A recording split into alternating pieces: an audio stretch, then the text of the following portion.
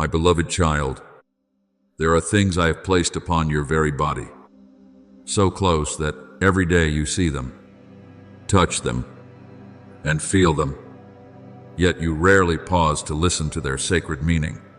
Your skin, your hands, your face, the small traces that time has left upon your body, all of these are not ordinary things. They are the gentle garment I wrapped around you when you entered the world, the tender boundary between you and the cold winds, between your heart and the dust of life, between your soul and the ceaseless collisions of this world. Perhaps you have looked in the mirror and sighed over a dark spot, a wrinkle, a patch of skin no longer smooth, or a scar you only wanted to hide. But today, I want you to look at yourself again with different eyes, not the eyes of comparison, not the eyes of insecurity, but the eyes of gratitude. For everything the Lord has made is good, and among all those things are your body, your skin, your breath, and every quiet cell serving life within you without ever asking to be praised. My child, the world often teaches you that you must be perfect before you can love yourself. It whispers into your ear that you must be younger, brighter, more beautiful, smoother, more like someone else, a little less like yourself. And only then will you be worthy of confidence. But I did not create you to become a copy that trembles constantly before the gaze of others. I created you as a unique creation, bearing your own mark, your own story, your own beauty that no one can take away.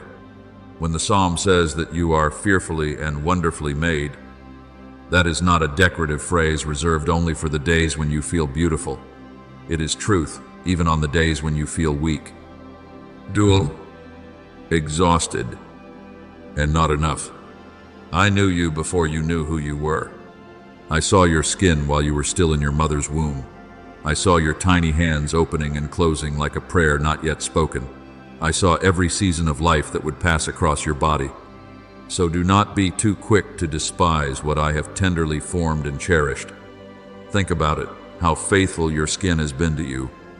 It has endured the sun for you on the days you struggled along the roads of life. It has endured the cold for you on the nights when you were lonely and told no one.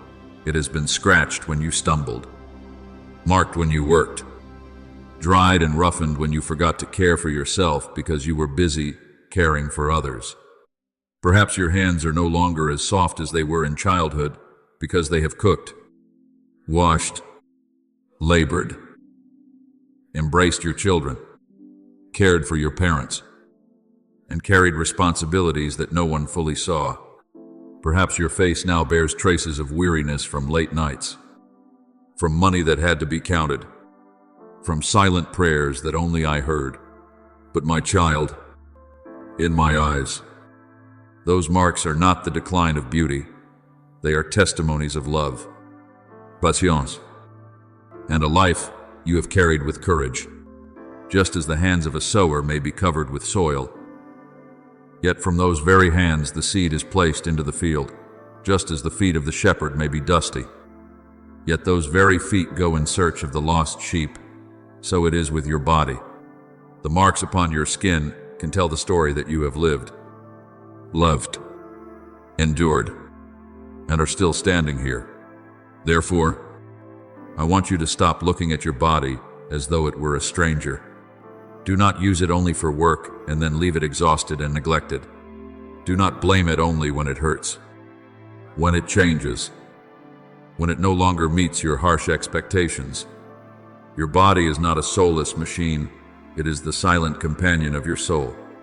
When you lack sleep, your skin speaks. When you are stressed, your body speaks. When you have been sad for too long, your eyes speak. When you live in haste, even your shallow breaths speak. And I, the one who loves you, do not want you to hear only the alarm bells when everything is already too late. I want you to learn to care for yourself as an act of holiness, not out of vanity, not in pursuit of appearance, but because you understand that the body is a temple of the Holy Spirit. A temple does not need to show off, but it needs to be kept clean. A temple does not need to glitter with gold and silver, but it needs to have light. And your body, the small temple into which I have breathed life, also needs rest, nourishment, love, and protection from the things that slowly wear it down. There are people who think that caring for the skin is merely vanity, something reserved for those who are too concerned with outward appearance. But my beloved child, I teach you a more balanced path. If you care for your skin only to receive praise from others, you will grow weary, because the praise of the world is like the wind, it comes and goes. If you care for your body only because you fear aging, you will become anxious, because time still walks according to its own path. But if you care for yourself as an act of thanksgiving, like a faithful steward preserving the gift entrusted to them, then every small act will gain a soul. When you wash your face after a long day, you are not only washing dust from your skin, you may also whisper to me, "Cleanse my heart from the burdens of today." When you apply something soothing to dry skin, you may remember that your soul also needs the comforting oil of grace.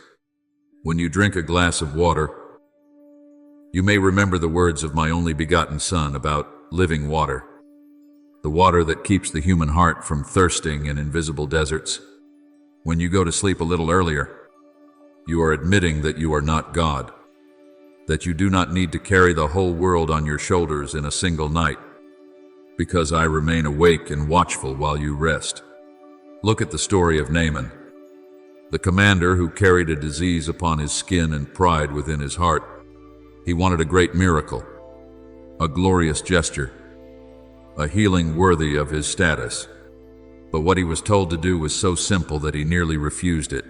Go down and wash in the Jordan River. Do you see, my child? Often healing does not begin with something dazzling.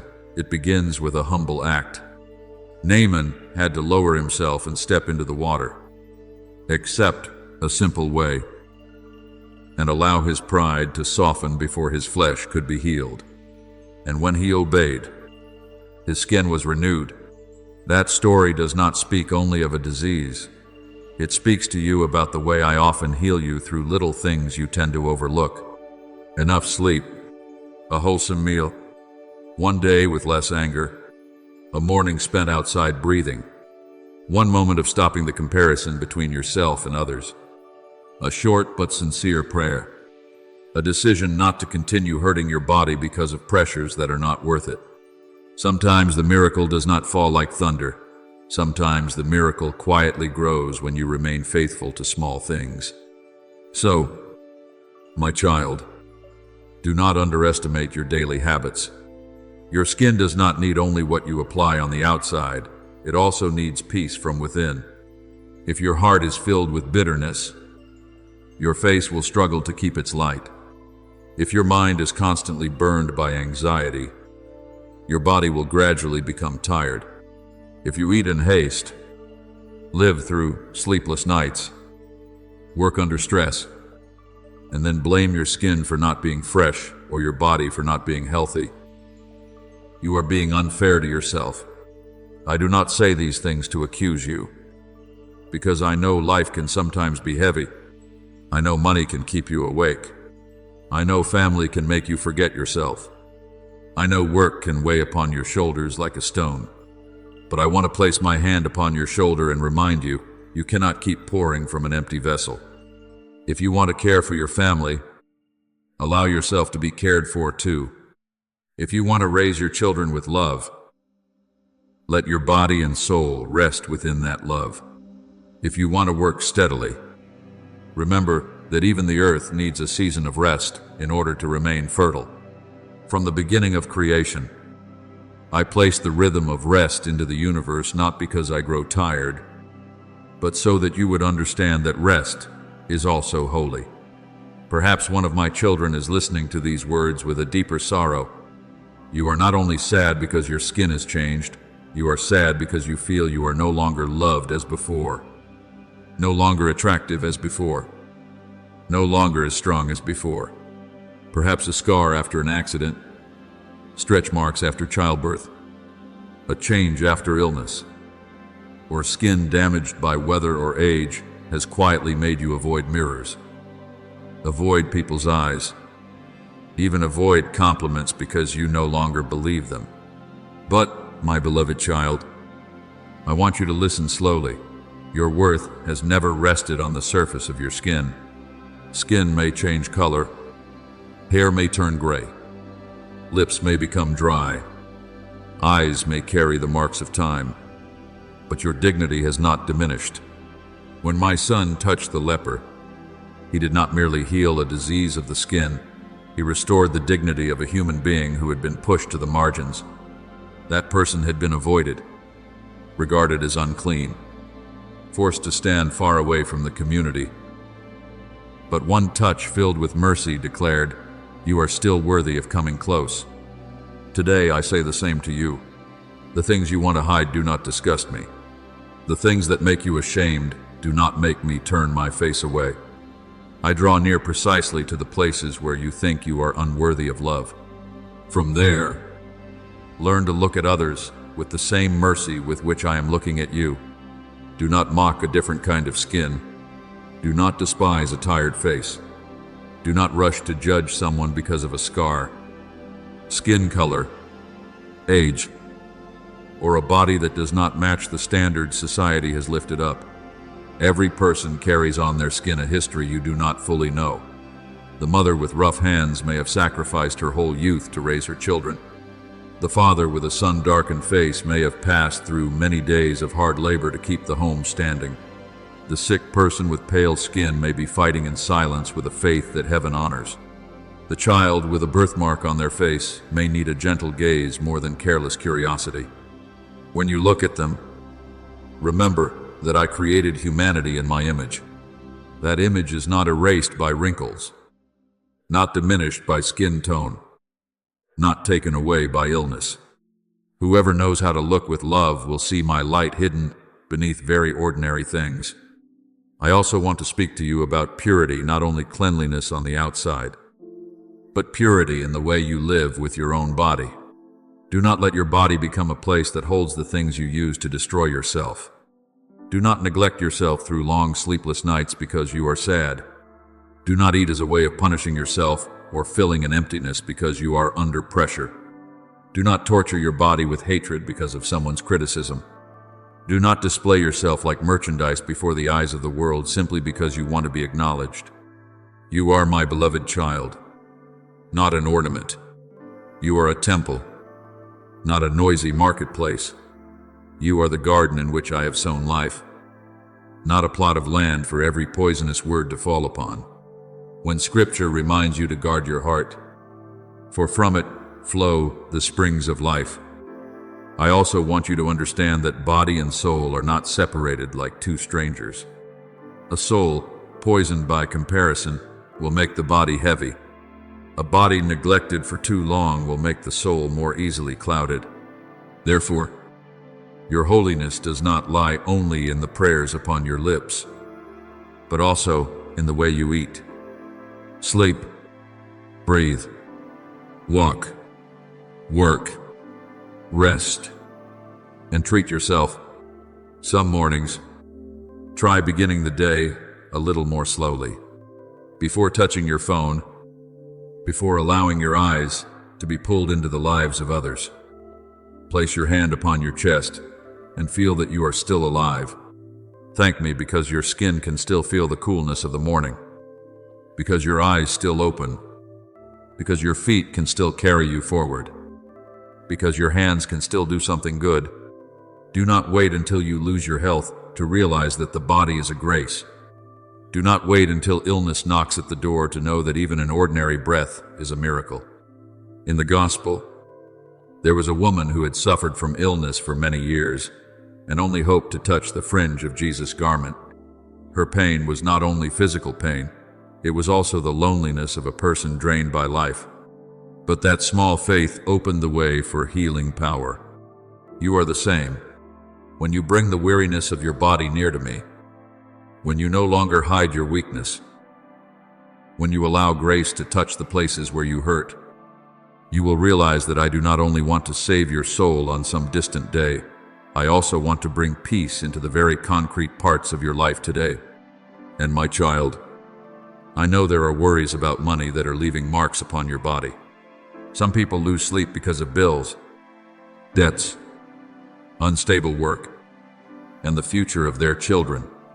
Your skin grows dull not only because of the sun, but because of nights filled with endless thoughts. Your shoulders ache not only because of labor, but because of the invisible weight of responsibility. I do not tell you to disregard material life, because I know you need food, clothing, medicina, a home, and safety. But I remind you of the ancient word, the birds of the air neither sow nor reap, and yet they are fed. The flowers of the field neither spin nor weave, and yet they are clothed in beauty. That word is not meant to make you lazy, but to keep anxiety from swallowing your soul. Work faithfully, but do not turn work into a cruel master. Earn money honestly, but do not let money buy away your sleep, your health, and the gentleness of your heart. Care for your family, but do not forget that you too are a member of that family, also in need of love, also in need of a decent meal, a glass of water, a quiet space, and a tender word. Within the family, teach those you love to respect their bodies from an early age. Do not teach children only to be beautiful in the eyes of the world. Teach them to know that the body is a gift from God. Do not sow shame in little children about skin color, weight, height, or any imperfection. A careless criticism may remain in a child's soul for many years, like a small scratch that takes a long time to heal. Tell them that hands are meant to help, lips are meant to speak good words, eyes are meant to look at others with kindness, and skin may be different, but dignity is equally lit by one Creator. When you apply medicine to your child, when you wipe sweat from the forehead of a loved one, when you care for someone who is ill, you are doing something very close to the gospel. For my Son did not save humanity through cold distance. He touched, he washed feet, he laid his hands upon bodies weakened by pain. True love does not despise the body, but bends down to serve life. Likewise, in work and in society, remember that the body is not something to trade away for recognition at any cost. Some people work until they are exhausted because they fear being left behind. Some ignore every signal of illness because they think rest is weakness. Some use a smile to hide tired skin, makeup to cover nights of silent weeping, busyness to hide a soul crying out to be saved. I see it all, my child. I see even the efforts no one applauds. I see the times you stand before the mirror and ask yourself when you will finally be better. And I do not come to place one more demand upon your shoulders. I come to say, return to a rhythm of life that is healthier, holier, and gentler. Let your day have room for light, for water, for breath, for a prayer, for a meal that is not rushed, for sleep that is not stolen by fear. These things may seem small, but my kingdom often begins from a tiny mustard seed. When you step into nature, let your skin remember that it belongs to earth and sky, to the breath of life. The morning sunlight is not the same as the burning sun at noon. There is warmth that nourishes, and there is excess that harms. Everything in life is like this. My child, a little labor makes you strong, but labor without rest will exhaust you. A little attention to appearance helps you stay neat, but obsession with appearance will take away your peace. A little discipline keeps the body healthy, but harshness will turn you into a prisoner of yourself. Learn the moderation of the seasons. A tree does not bloom all year, but that does not make it useless. A river has times of fullness and times of low water, yet it still flows toward the sea. Your body also has seasons of radiance, seasons of fatigue, seasons of healing, and seasons of change. Do not curse your winter. In winter, the roots still quietly cling deep within the earth. There are stages when your body may not be beautiful by the standards of the world, but your soul is learning humility, patience, and mercy toward yourself. I want you to know that caring for your skin is not only about trying to preserve youthfulness, it is also about learning to touch yourself with gentleness. When you see a scar, do not remember only the pain, remember that you have healed. When you see a wrinkle, do not remember only age, remember that you have laughed, cried, and lived long enough to love. When you see that your hands are no longer as beautiful as before, remember the good works those hands have done. When you see that your skin is not like someone else's, remember that the earth also has many colors. Flowers have many shades, and the sky changes from hour to hour. Yet all of it still belongs to the beauty of creation. I do not call you to self-neglect, but neither do I call you to self-hatred. I call you to love with discipline and discipline with love. Care for yourself well enough that your body may continue to serve what is good, that your smile may not be extinguished too soon, that your hands may still have strength to lift someone weaker, and that your feet may continue walking on the path I have placed before you. Therefore, beginning today, make peace with your body. Apologize to it if you have hated it for too long. Apologize for the times you looked in the mirror only to judge. Apologize for the nights you forced it to endure restless anxiety. Apologize for the meals you skipped, the thirst you did not listen to, the signs of pain and fatigue you dismissed. Then, give thanks. Thank your skin for protecting you. Thank your eyes for allowing you to see the light. Thank your hands for working. Thank your feet for carrying you through difficult roads. Thank your heart for still beating, even after it has been wounded many times.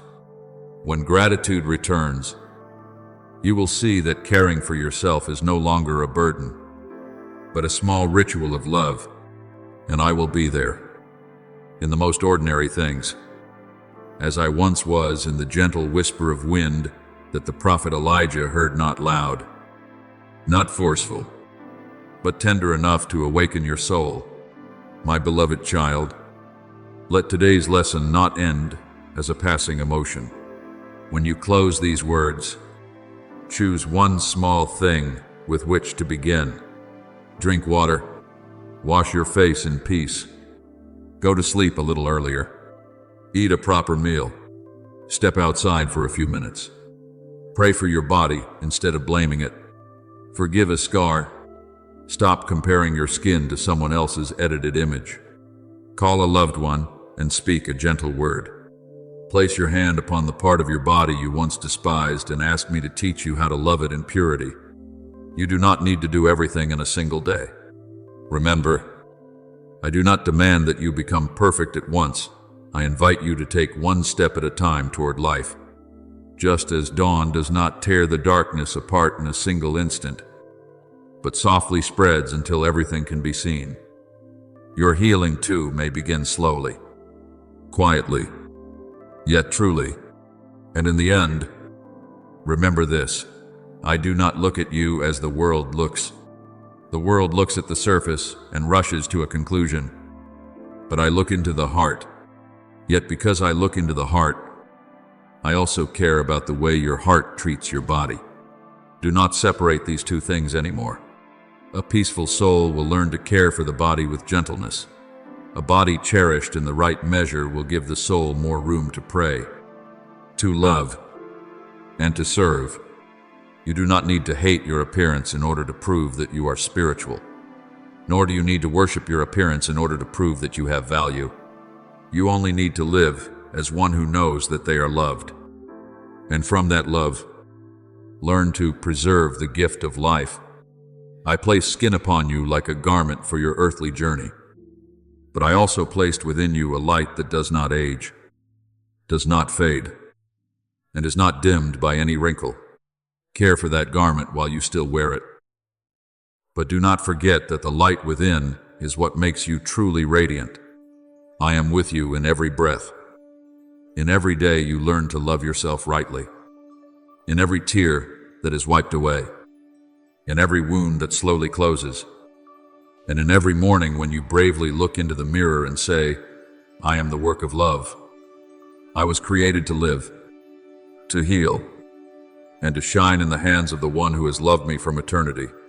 And when you have begun to look at your body with gentler eyes, I want to lead you one step deeper, not into fear of the flesh, but into the sacred understanding that every area of skin upon your body is quietly telling you something about the life you carry. There are places on your skin that have endured the sun, places that have felt the cold, places that have grown dry from lack of water, places that have risen in response to stress, signs that startled you and made you hurry to cover them as though weakness were something shameful. But my child, when your body speaks, it is not betraying you, it is calling you back. It is like a bell in the temple, not ringing to condemn, but ringing to awaken.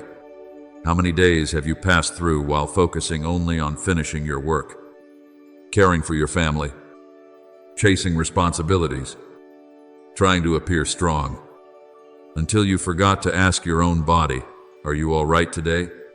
And when your skin grows weary, when your eyes darken with exhaustion, when your face loses some of its brightness, you blame yourself instead of listening. I want you to change that way of seeing. For the good shepherd knows his sheep, and I also know every small part of you. I know even when you smile while your body is begging for rest. I know even when you say you are fine while your skin already carries traces of tension that the soul has not spoken aloud. From that listening, you will understand that caring for your skin is not only a matter of applying something on the outside, but a journey of returning to inner order. A person may buy costly jars of cream, may cover every trace of fatigue with a smooth layer of powder, but if their heart is filled with envy, their sleep filled with unrest, and their words filled with bitterness, weariness will still find a way to appear. Likewise, a person may live very simply, without many luxuries. Yet if their heart holds gratitude, their eyes hold faith, and their words carry blessing, their face radiates a light the world cannot sell. Remember what is written, a joyful heart is good medicine, and that word is not meant only for the mind, but flows down into the body like soothing oil. Pure joy does not erase every wrinkle, but it keeps wrinkles from becoming marks of bitterness. Peace does not make you young again according to the years, but it makes you more beautiful in depth. Faith does not make your body imperishable in this life, but it helps you walk in a fragile body with a dignity that cannot be taken away. Therefore, do not ask only what your skin needs in order to look more beautiful. Ask what your soul needs in order to become more peaceful. For these two things are not as separate as you imagine. Then I want you to remember Naaman, a powerful commander who carried leprosy in his body, a man with armor, honor, and authority. Yet beneath that layer of glory there was a silent pain upon his flesh. That story does not speak only of illness, but of humility. When the prophet Elisha told him to go down and wash 7 times in the Jordan River, he became angry because he thought such an act was too simple, too lowly, unworthy of his rank. Yet in that ordinary water, when he lowered his heart and obeyed, his flesh was restored like the flesh of a little child. Do you see? Sometimes healing does not come from splendid things, but from gentle obedience to very small things. Drinking a glass of water, sleeping a little earlier, putting down the phone, forgiving someone, ceasing to curse yourself, going outside beneath the morning light, bowing your head in prayer before beginning the day. You often search for miracles in distant places. But sometimes a miracle begins when you are willing to step down into the simple river of daily life. When you wash your face, remember Naaman, not in fear of illness, but in order to learn that outward cleansing can become a sign of inward humility. When you bathe after a long day, let the water remind you that my grace does not despise ordinary means, and that I can use the smallest thing to restore to you the freshness you thought had been lost. From the Jordan River, I lead you again to a quiet room where Jesus bent down to wash the feet of his disciples. Look slowly at that scene. The teacher and Lord did not hesitate to touch dusty feet, did not avoid dirty water, did not reject the lowest, most tired, least honored part of the human body. He took a towel, poured water, bowed himself low, and in that gesture, he taught that no part of the body is too lowly to be loved, no dust too ordinary to be washed away, no weariness outside the reach of mercy.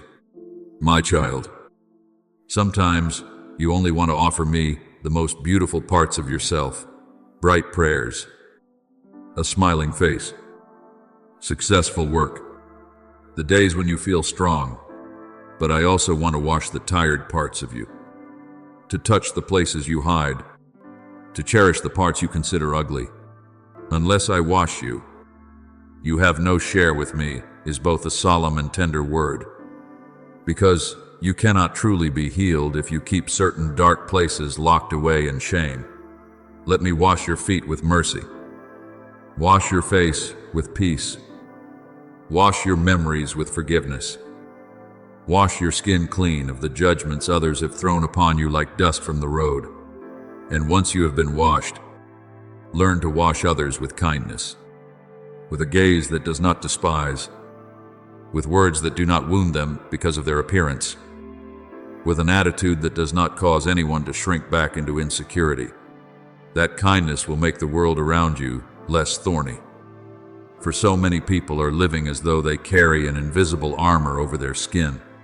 They step into the street, afraid of being judged, arrive at work, anxious about being looked down upon, return home with wounds no one sees. Some are criticized for being too thin, some for being too full. Some are laughed at because of scars. Some are avoided because of skin conditions. Some grow older in silence and feel forgotten in a world that worships only youth.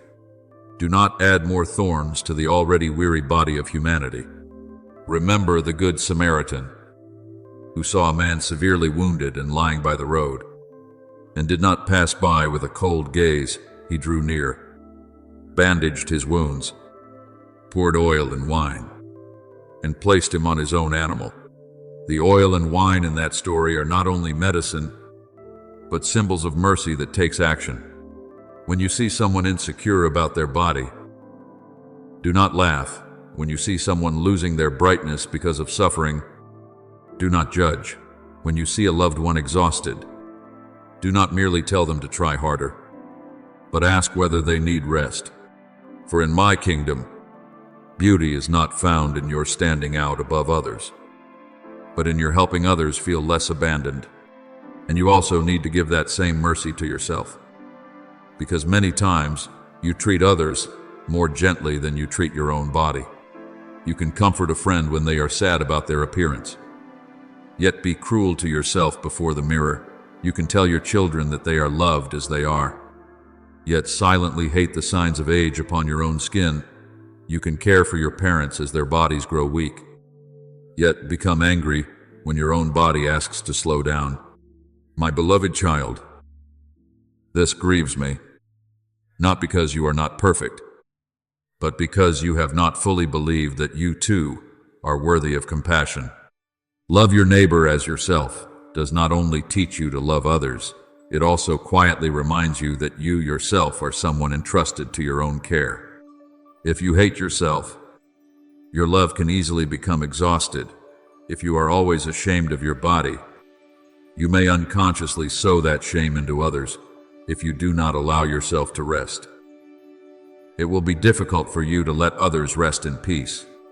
Therefore, begin each morning with a very small prayer. Lord, teach me to live in this body as in a house you have given me, not tearing it down with hatred, not neglecting it through indifference, not worshiping it with pride, but preserving it with gratitude. There will be days when loving your body feels difficult, especially when illness visits, when strange marks appear on your skin, when your health changes, when age becomes too visible, when the things you once controlled suddenly no longer obey your will. On those days, I do not want you to use faith as a whip to beat yourself, nor do I want you to think that if you are sad, your faith is weak. True faith does not deny tears. Jesus wept before the tomb of Lazarus, and those tears show you that God is not distant from the pain of the human condition. But after the tears, he called out, "Lazarus, come out." And that call also reaches you whenever you are buried in insecurity, in illness, in fear about your body. Come out of the tomb of self-contempt. Come out of the darkness of comparison. Come out of the voice that tells you that you are lovable only when you have no flaws. The old burial cloths may still be wrapped around you, but I will send people to unbind them with love, with medicine, with care, with wise counsel, with a healthy community, with new habits. You do not need to deny the problems of the body, but neither should you allow those problems to become your identity. From there, learn to distinguish between care and obsession. Care brings peace, but obsession brings slavery. Care helps you be grateful for the body, while obsession makes you hate the body more each time you look in the mirror. Care says, "I love this gift, so I preserve it." Obsession says, "I fear being abandoned, so I must fix myself to please the eyes of the world." You may go to a doctor when needed. Use medicine when needed. Learn how to protect your skin from the sun, from toxins, from harmful habits. But do not place your soul on the scale of appearance. What does it profit a man to gain the whole world and lose his soul? That word can also shine upon the moments when you trade your health, peace, money, and joy just to chase an image that is never enough. I do not want you to be careless, but neither do I want you to be chained by the fear of becoming less beautiful. Be beautiful in freedom, my child. Be healthy in humility. Be radiant in peace. Let the habit of caring for your body become a quiet hymn, not an altar of anxiety. And then, when you know that the body is a gift, you will treat differently what you place into it. You will see that a meal is not only a way to fill the stomach, but a way to receive blessing from the earth. You will see that sleep is not a waste, but an act of surrender. You will see that movement is not a punishment of the body, but an awakening of the flow of life. You will see that breath is not something obvious, but a miracle repeated in every moment. When Jesus multiplied the loaves, he did not despise the hunger of the crowd. He told the disciples to feed them. And from 5 loaves and 2 fish, abundance unfolded in grateful hands. So too, bring the small things you have before me, a limited strength, a tired body, a habit not yet healed, an unfinished day, and let me bless it.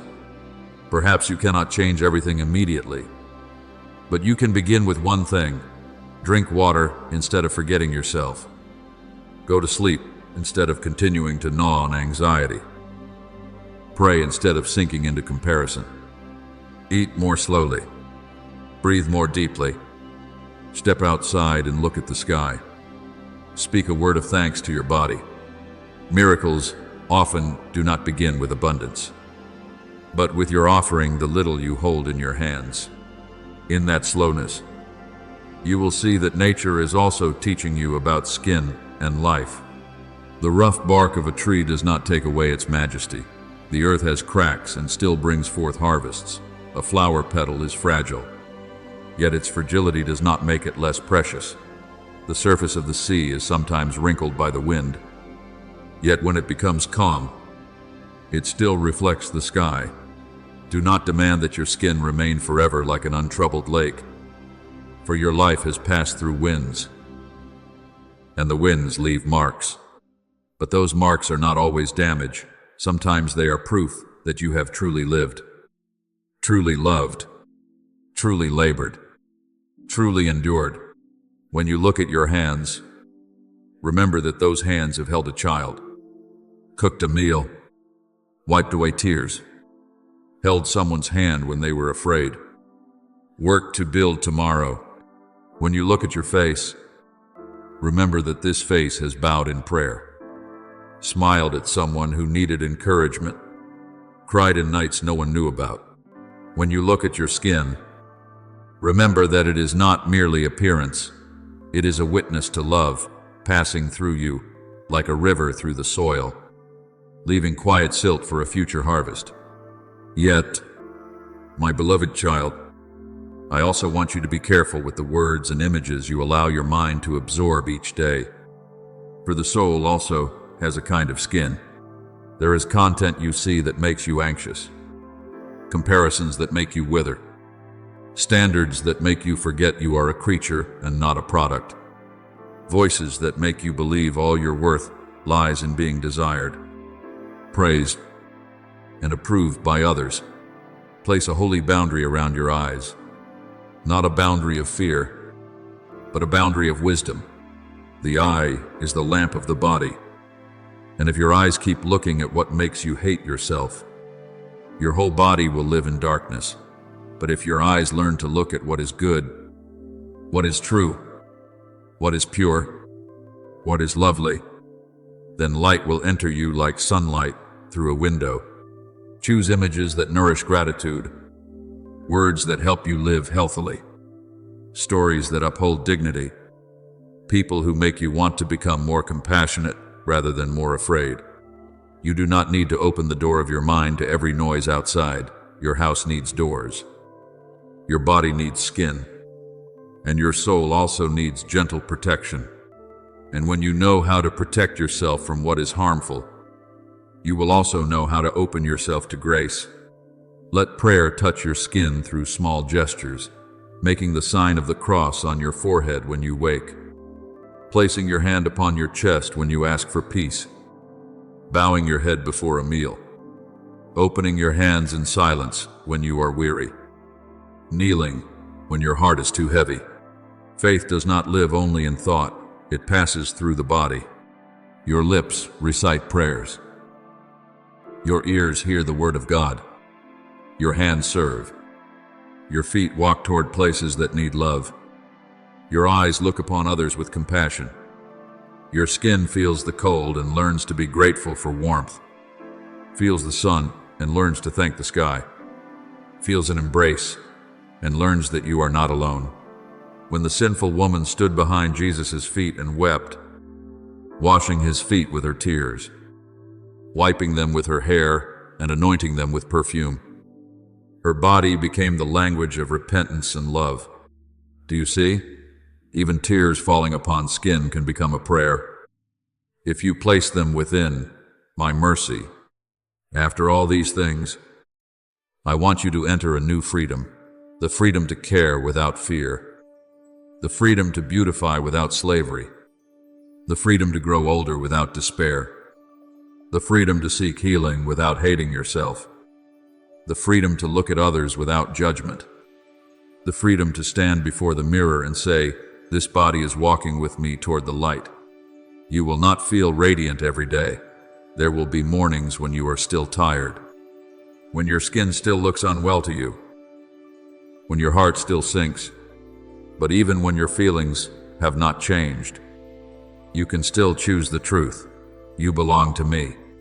I have called you by your name. You are mine is not a word reserved for some perfect version of you in the future. It is a word for you today, in this room, with this face, with this skin, with this body, with all the things you are learning to love again. Do not postpone mercy until you are more beautiful, healthier, younger, or more successful. Receive mercy now, and from that mercy, care for yourself more tenderly. For when you live as one who is loved, everything around you also begins to change in color. Work is no longer a place where you must prove your worth by exhausting yourself, but becomes the garden where you serve with the talents I have entrusted to you. Family is no longer the place where you only give until you are emptied, but a home where you are also allowed to receive. Finances are no longer an idol that makes you tremble in fear, but a tool to be managed with wisdom. Health is no longer something you remember last, but a gift you preserve so that you may love for a longer time. Nature is no longer a distant backdrop, but a friend that reminds you to breathe, reminds you to shine, reminds you that every creature has its own rhythm. And your skin, something that may seem to belong only to outward appearance, will become a humble teacher, teaching you to listen, to protect, to touch life with gentleness, to allow yourself to be healed, and to become a place where peace can be felt. When you embrace someone who is sad, when you hold the hand of someone who is afraid, when you wipe the face of a child, when you care for your aging parents, when you lay your hand upon yourself in prayer, your skin is taking part in my love in the midst of the world.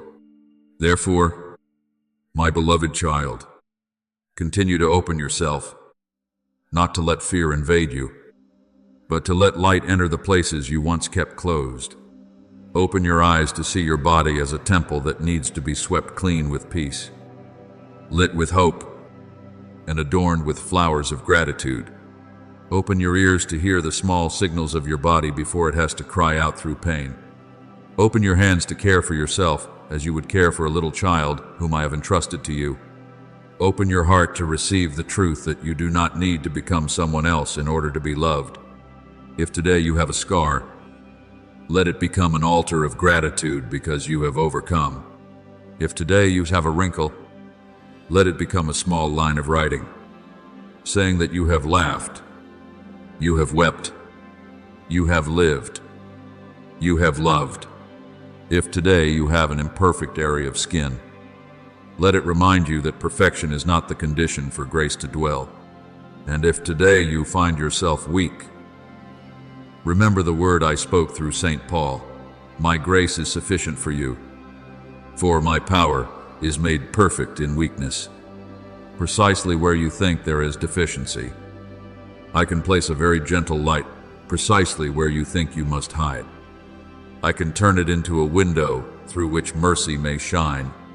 Finally, let this day come to a close with a blessing over your whole being, from soul to body, from thought to skin, from heartbeat to breath. I bless the forehead that has carried many worries, that it may rest beneath the hand of peace.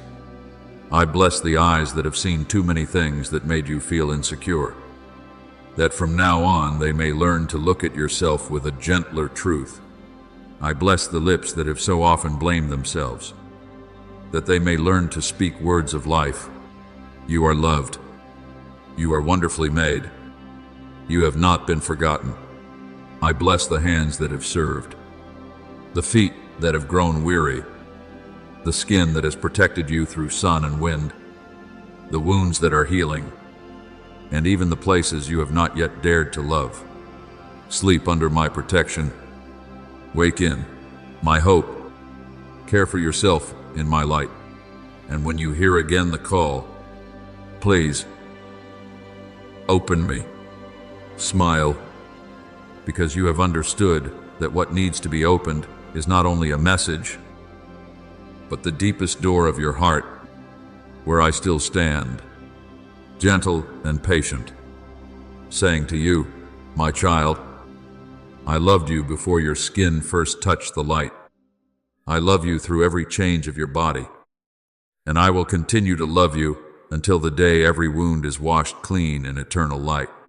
And from that blessing, my beloved child, I want you to go one step deeper into the gentle truth that you often forget amid hurried days.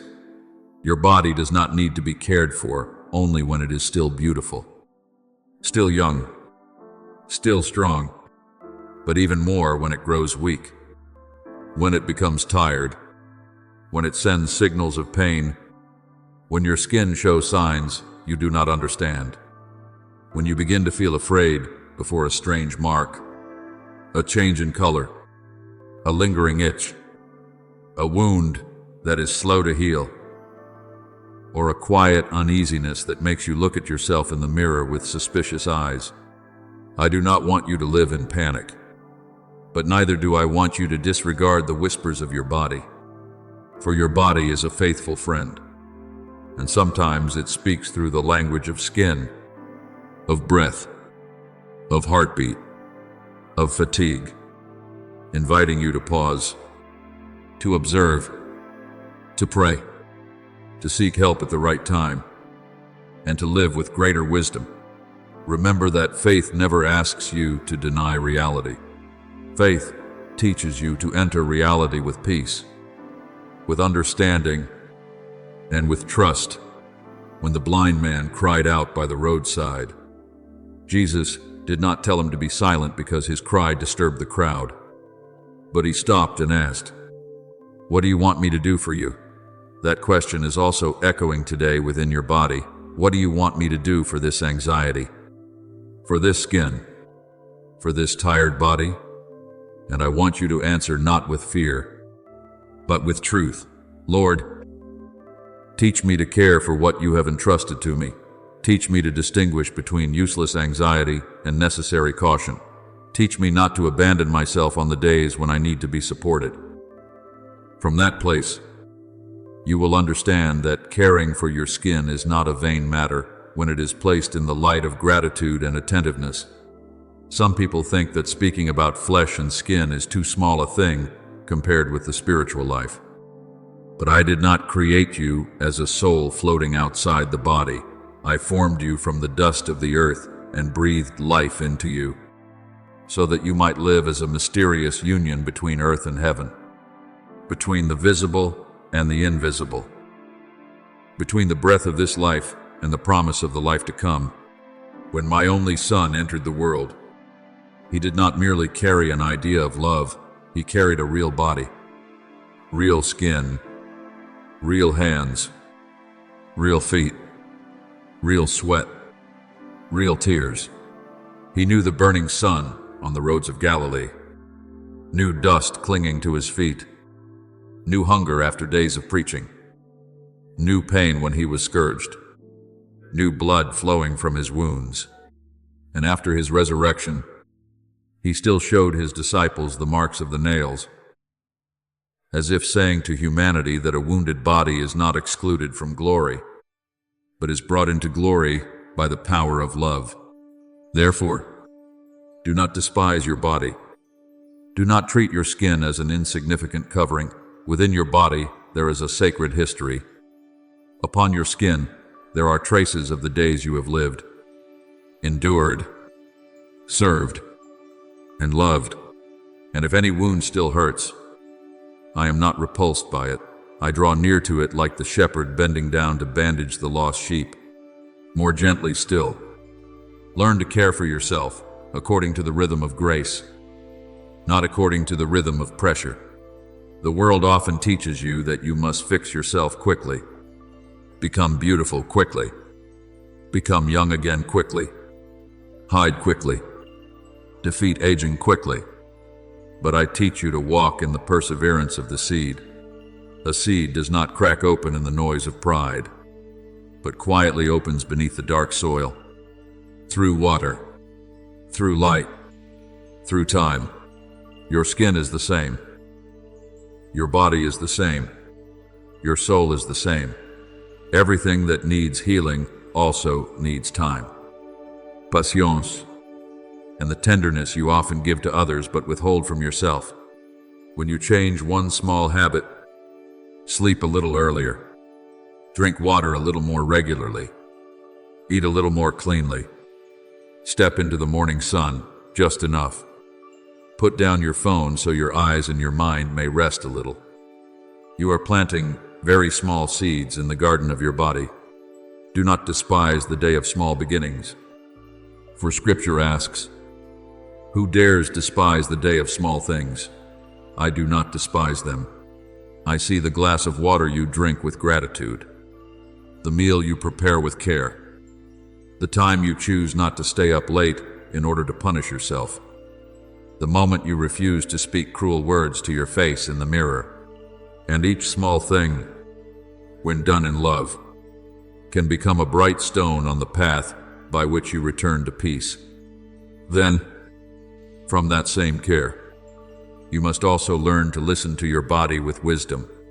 If there is something unusual on your skin that causes you concern, do not let fear become a darkness that swallows your mind. But also, do not let carelessness make you delay what needs to be examined. Pray, and then act. Entrust yourself, but also seek the right help. Believe that I am with you, but also use wisdom, medicina, sound counsel, and attentive observation as gifts I have given you in this life. When Naaman, the powerful commander afflicted with leprosy, came seeking healing, he expected a glorious miracle. But the prophet's instruction was very simple. Go down and wash 7 times in the Jordan River. At first he was angry because it seemed too plain, but when he humbled himself, his skin was restored like the skin of a little child. Do you see?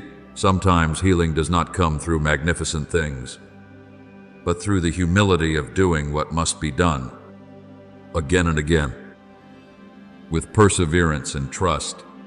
You, too, may be waiting for a great change, but I invite you to begin with something small.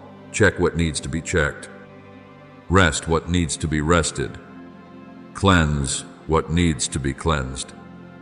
Avoid what causes harm. Seek someone with expertise when needed. And above all, do not let shame prevent you from caring for the gift I have entrusted to you. There are times when a wound on the skin is only a wound on the skin. But there are also times when the skin reveals something deeper within your heart. When you are under stress for too long, when you carry resentment without naming it, when you live in an environment that keeps your soul constantly on guard, your body also begins to speak. I do not say this so that you will blame yourself, for not every pain is your fault. I say it so that you may recognize that you are one whole being, and the peace of the soul can become a healing balm for the body. The Word of God says, "Come to me, all you who labor and are burdened, and I will give you rest." This is not only for the invisible part of you, but also for the shoulders that are tense, for the skin that is weary from lack of sleep, for the heart that beats quickly because of anxiety, for the hands that have done too much and received too little tenderness.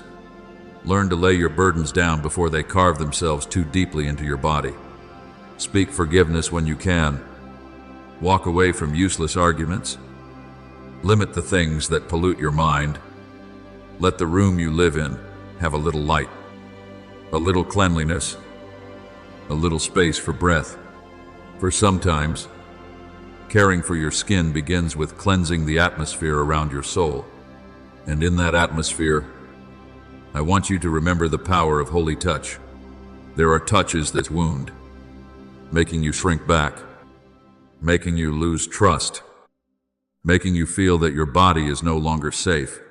But there are also touches that heal, like a hand laid upon a fevered forehead, like a mother's embrace, like the hand of the Good Samaritan pouring oil and wine over the wounds of the man left by the roadside. That story does not only teach you how to show mercy to others, it also teaches you how to show mercy to yourself. Perhaps many times you have passed by your own pain as the priest and the Levite passed by the wounded man, because you were too busy, too afraid, too accustomed to enduring. But today, I invite you to become the Good Samaritan to your own body. Stop. Bend down. Look at the wound. Cleanse it. Anoint it with oil. Bring it to a safe place. And pay the price with time, patience, and compassion. You are not selfish when you care for yourself. You are learning to love your neighbor as yourself. Because if you have never been allowed to love yourself, the love you give others can easily become exhaustion. I do not want you to give from an empty well. I want you to give from a spring filled again by grace. From that mercy, you also need to be freed from comparison. For comparison is a dry wind that cracks joy.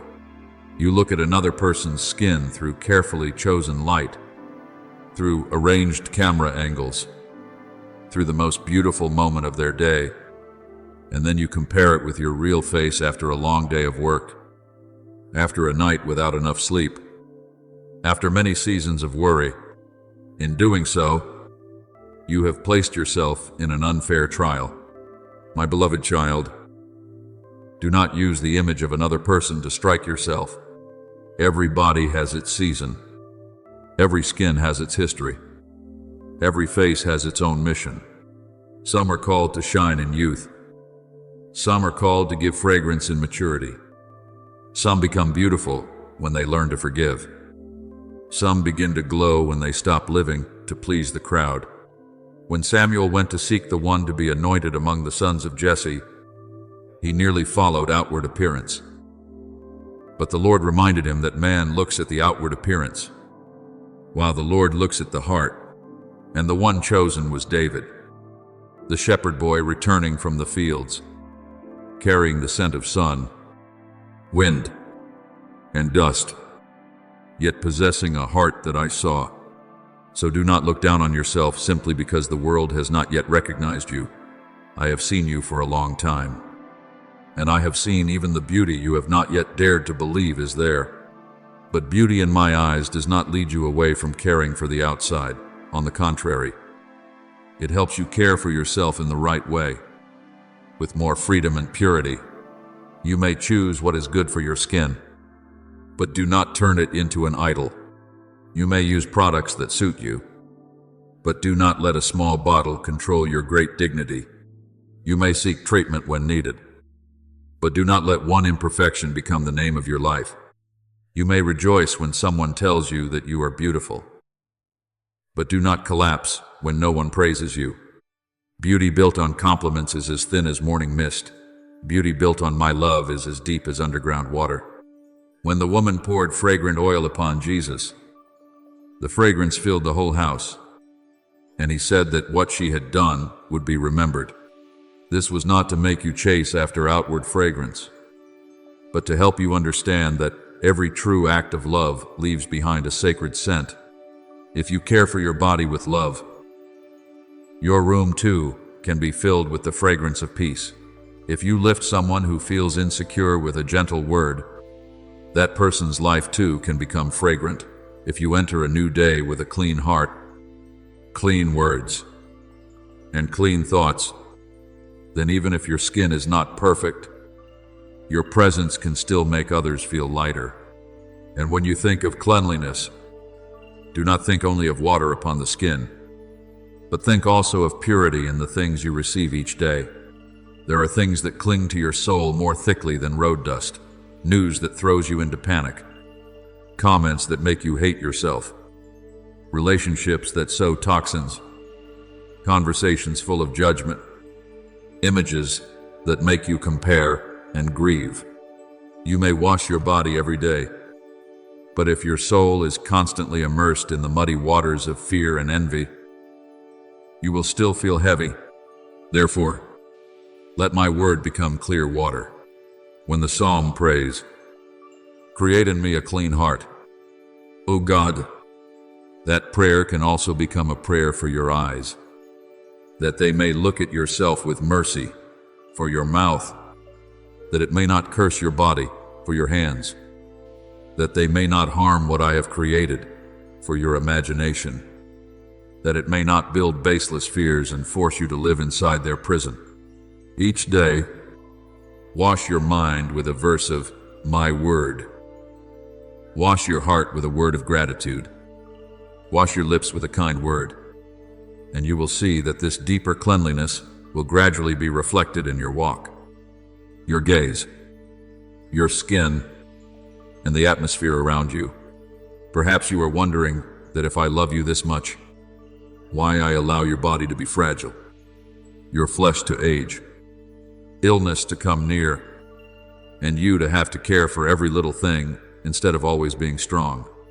My beloved child, fragility is not proof that you have been abandoned. Many times, it is a doorway that teaches you humility, dependence, compassion, and gratitude for each day. A body that never grows weak may make you think you need no one, but a body that knows fatigue reminds you that you were created for relationship, for rest, for prayer, and for mutual support. Paul once spoke of the thorn in his flesh, the thing he begged to be taken away. But grace answered him, my grace is sufficient for you, for my power is made perfect in weakness. Do not understand those words as encouragement to suffer blindly. Understand that even when you have not yet been completely healed, grace has not left you. There are days when you care for yourself again and again, yet your skin is still not as you wish. Days when you pray and pray, yet your body remains tired. Days when you try and try, yet insecurity returns. On those days, I do not stand far away grading you. I sit near you, like a father beside the bed of his child, placing a hand upon the child's forehead and saying, I am here. Tonight you do not have to endure this alone. It is from that presence that you will learn that healing does not always mean returning to the way things were before. Sometimes healing means you no longer hate the scar, even though it remains. Sometimes healing means you can wear short sleeves again without trembling under the gaze of others. Sometimes healing means you dare to go for a checkup instead of avoiding it. Sometimes healing means you stop using the past to curse your present body. Sometimes healing means that someone who once believed they were ugly can smile at themselves in the mirror and say, I am learning to love this person. After the resurrection, Christ did not erase the nail marks as if they had never existed. He transformed them into signs of victorious love. So do not be in a hurry to demand that your life have no trace left before you can have peace. There are traces that, when placed in the light of the resurrection, are no longer evidence of failure, but evidence that you passed through darkness and were still preserved. I can make the place that once hurt become a place where others are comforted, because one who knows what it is to be wounded and yet loved will know how to love the wounded with a very deep tenderness. Then bring that tenderness into your family, where many wounds are not found on the skin, yet still make one another's flesh ache.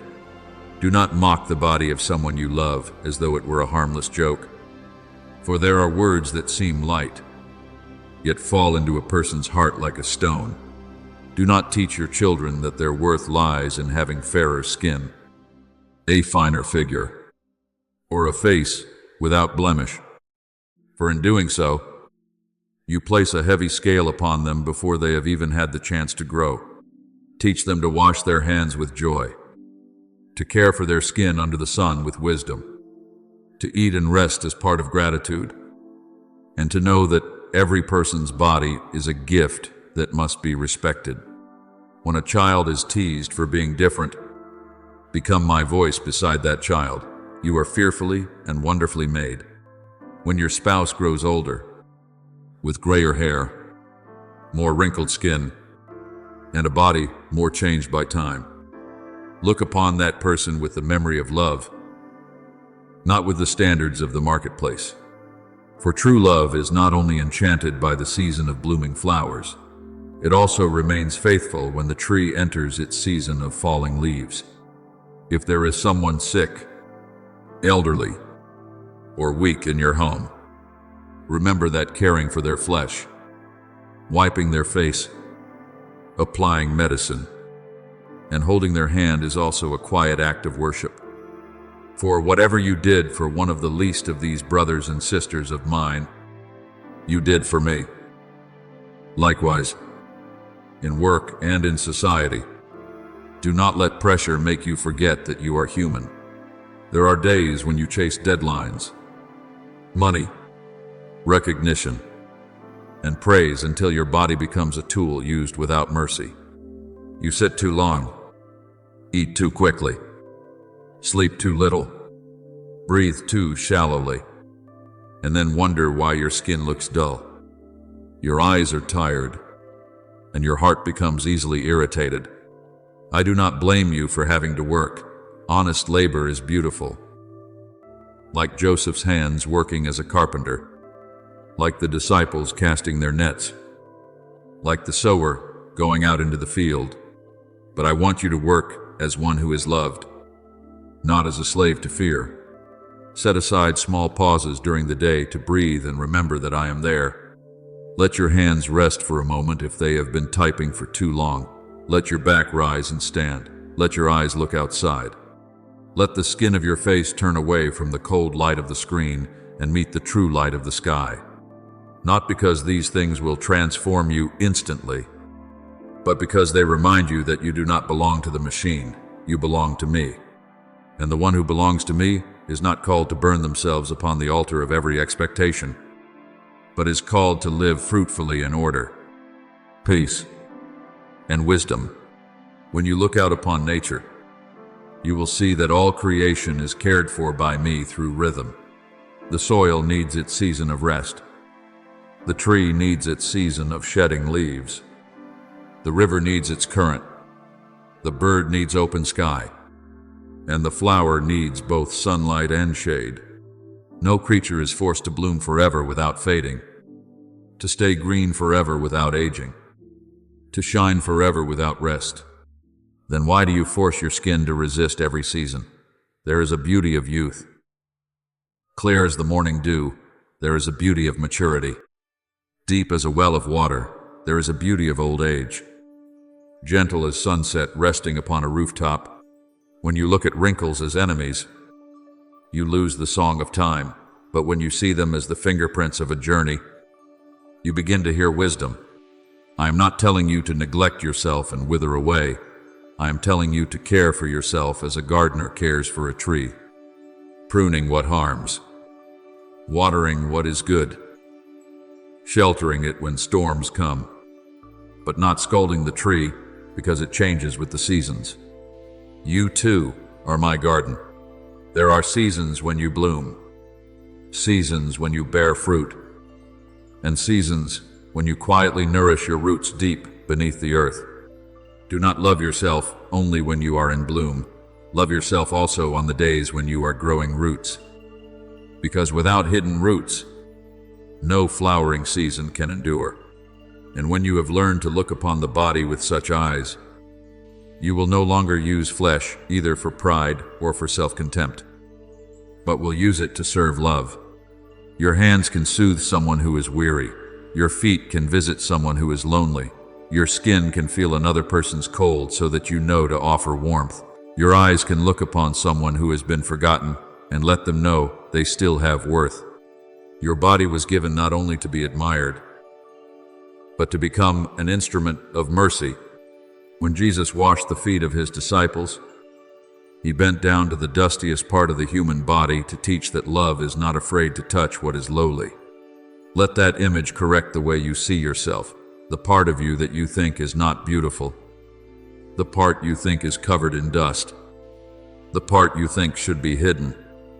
You can still be washed clean by love bending down, and after being washed, go also and wash the feet of the world by living gently, serving humbly, and walking in meekness.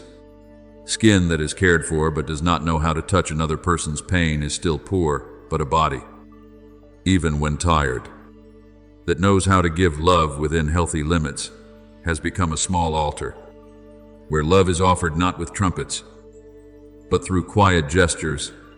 Here, my beloved child, I want you to place your hands upon your own body, even if only in imagination, and reread your life with compassion. Thank your eyes that have cried, yet still know how to look toward the light. Thank your skin that has protected you from so much harshness. Thank your hands that have worked, cooked, embraced, wiped away tears, lifted others up, and written ordinary yet precious days. Thank your feet that have carried you across roads you once thought you could not continue walking. Thank your heart that has been broken and yet still has the capacity to love. And if any part within you is hurting, do not scold it, bring it into prayer. Say to me, Father, this place within me needs healing. This place within me needs light. This place within me needs help. This place within me needs me to stop abandoning myself. When you pray in this way, you do not become weak. You become truthful.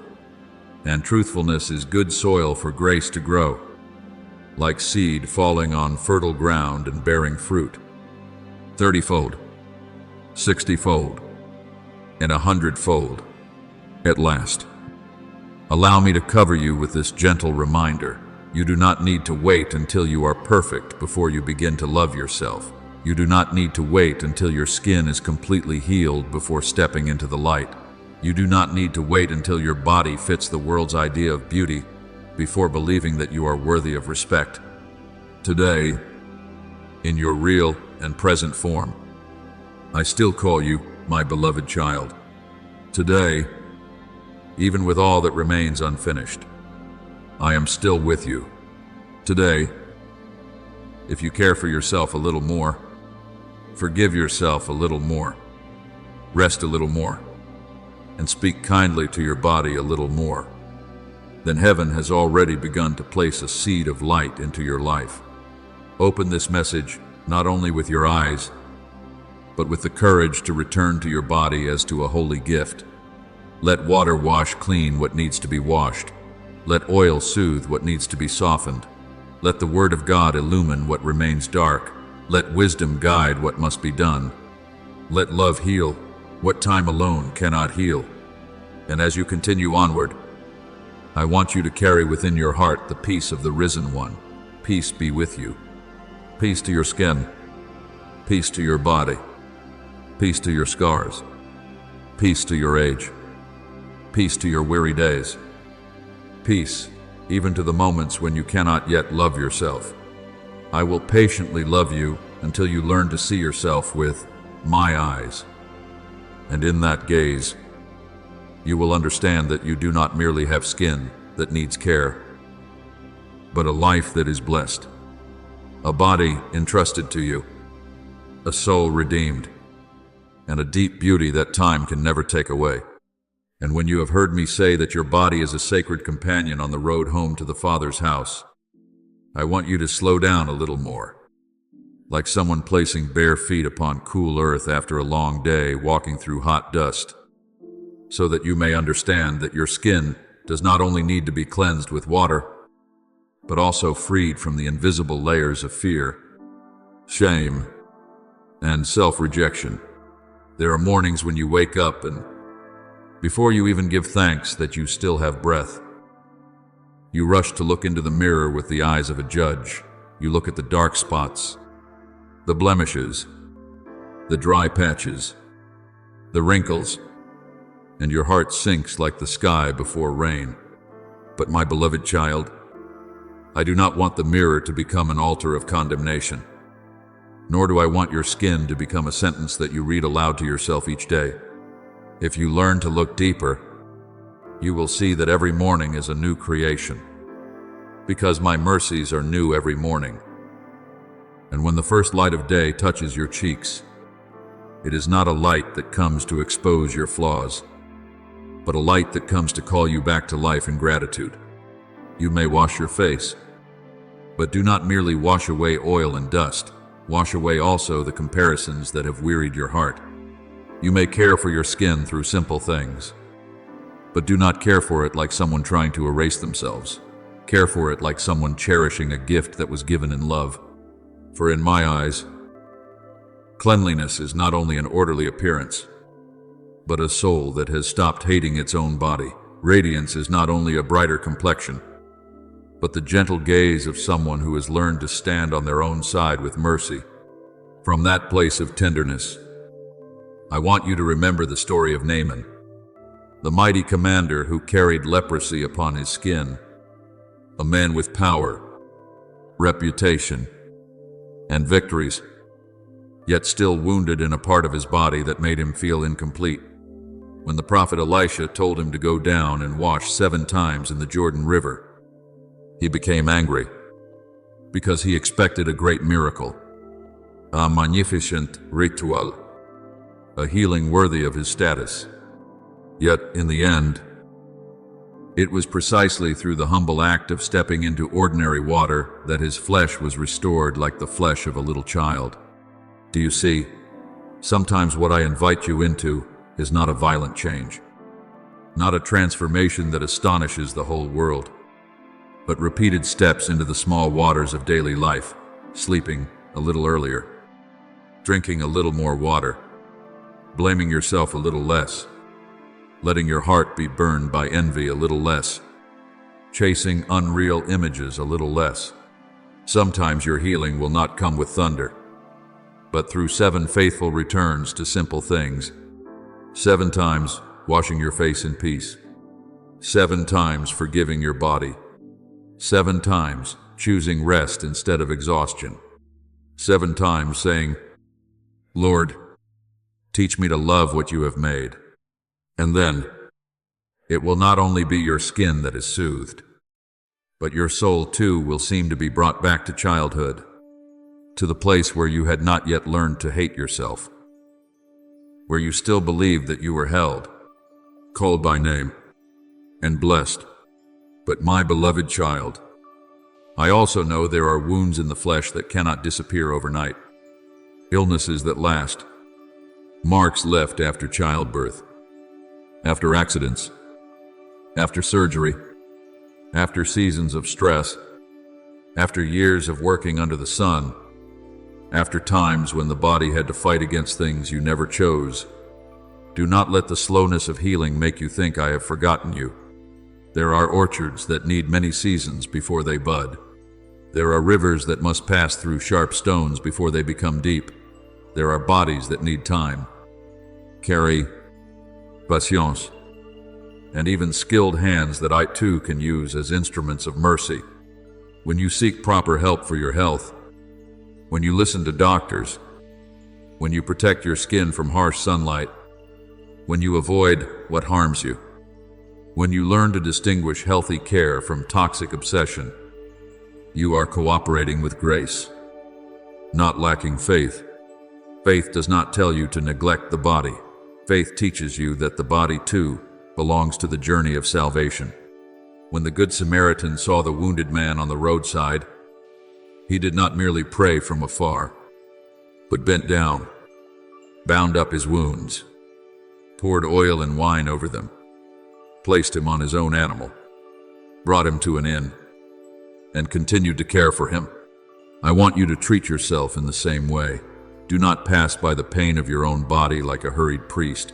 Bend down, bend up, care for it, and tell yourself that you are worthy of being cared for thoroughly and tenderly.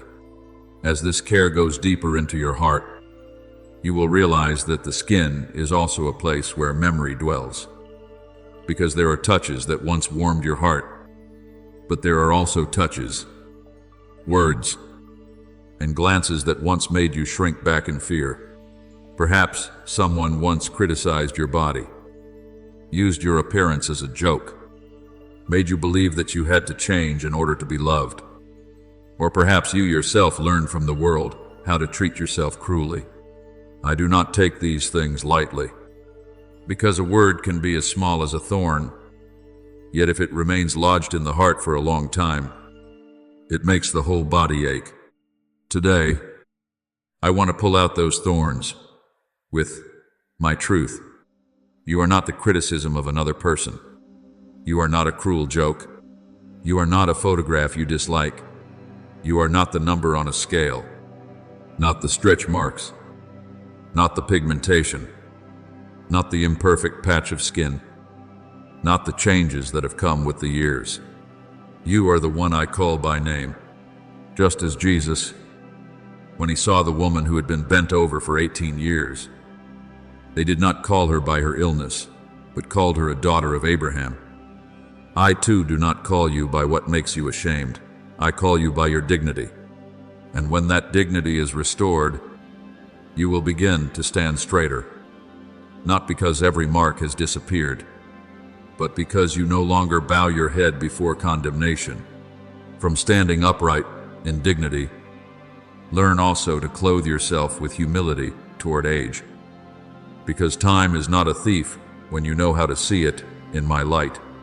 The world often tells you to fear growing old, to flee from every wrinkle, to hold forever a springtime that cannot be held. But I have placed a sacred rhythm within all things. The seed cracks open, the young tree rises, the trunk grows strong, the branches spread their shade, and then golden leaves fall so that the soil may be nourished. No season is meaningless. Youth has the beauty of beginnings. Adulthood has the beauty of responsibility. And old age has the beauty of wisdom and blessing. When your skin carries the marks of years, do not see only loss, see that you have lived, loved, endured, matured, and passed through things you once thought you could not survive. In Scripture, the face of Moses shone after he had been with God, and that light did not come from the youthfulness of the flesh, but from a deep encounter with the living one.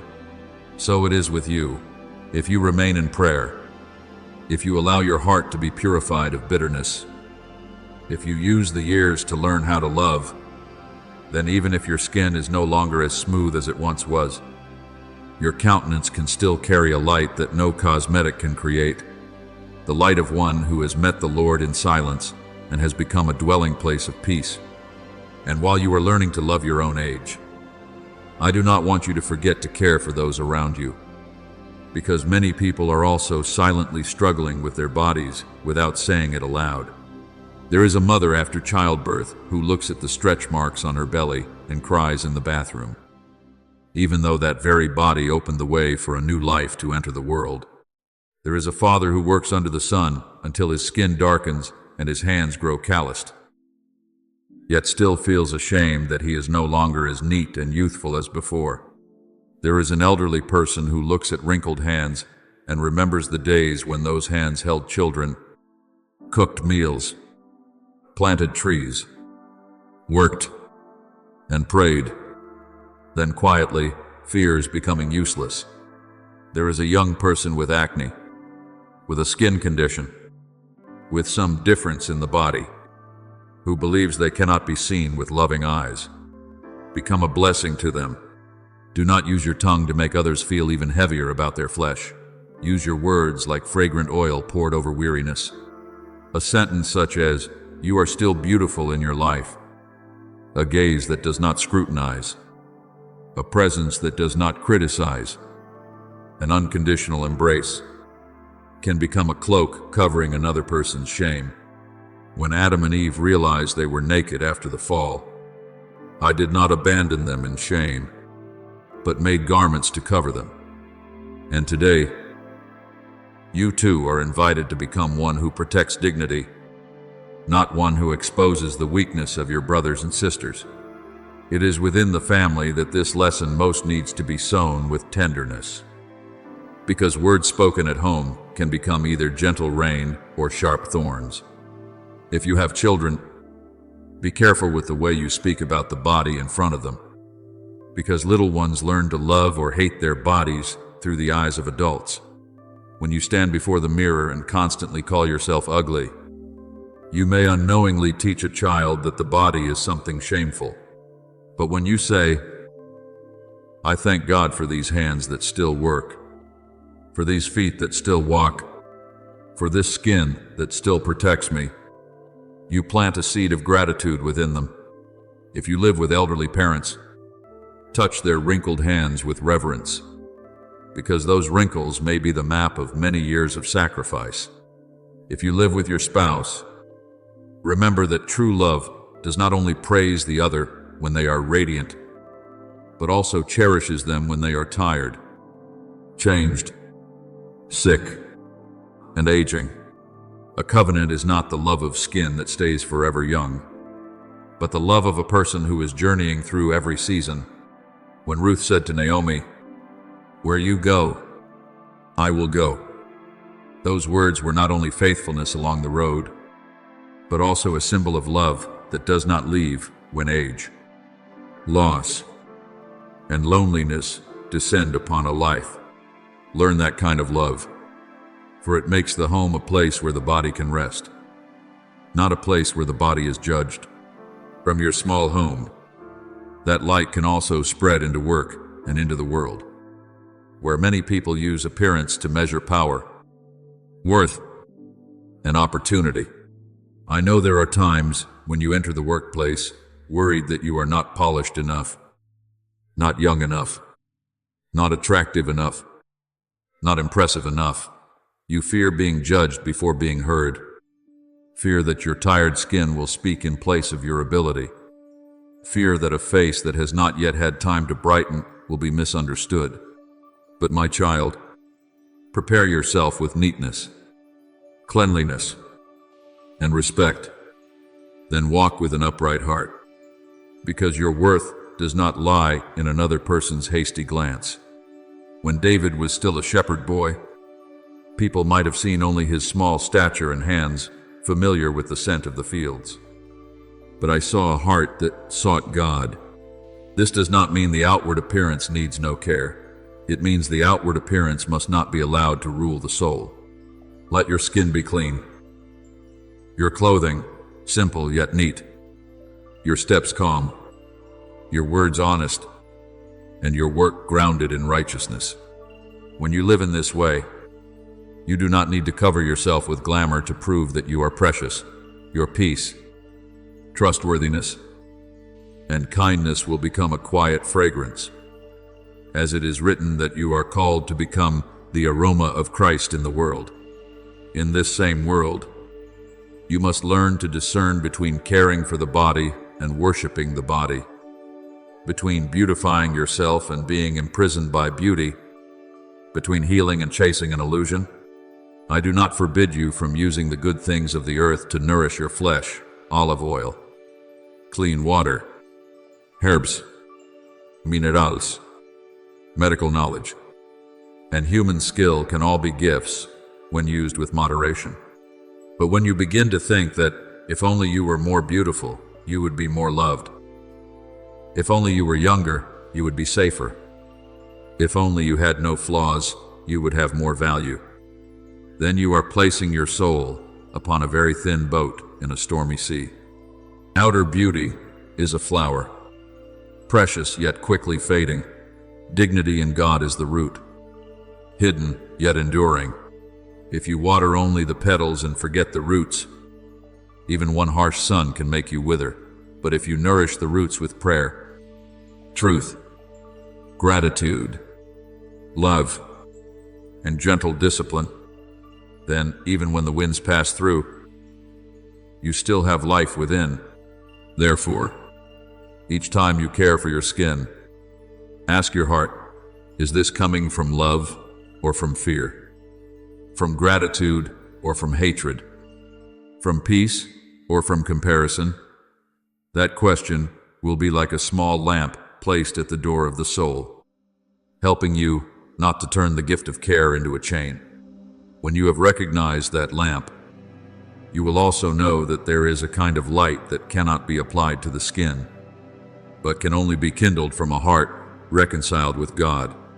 It is the light of one who knows how to forgive, because resentment kept for too long dries the face like land without rain.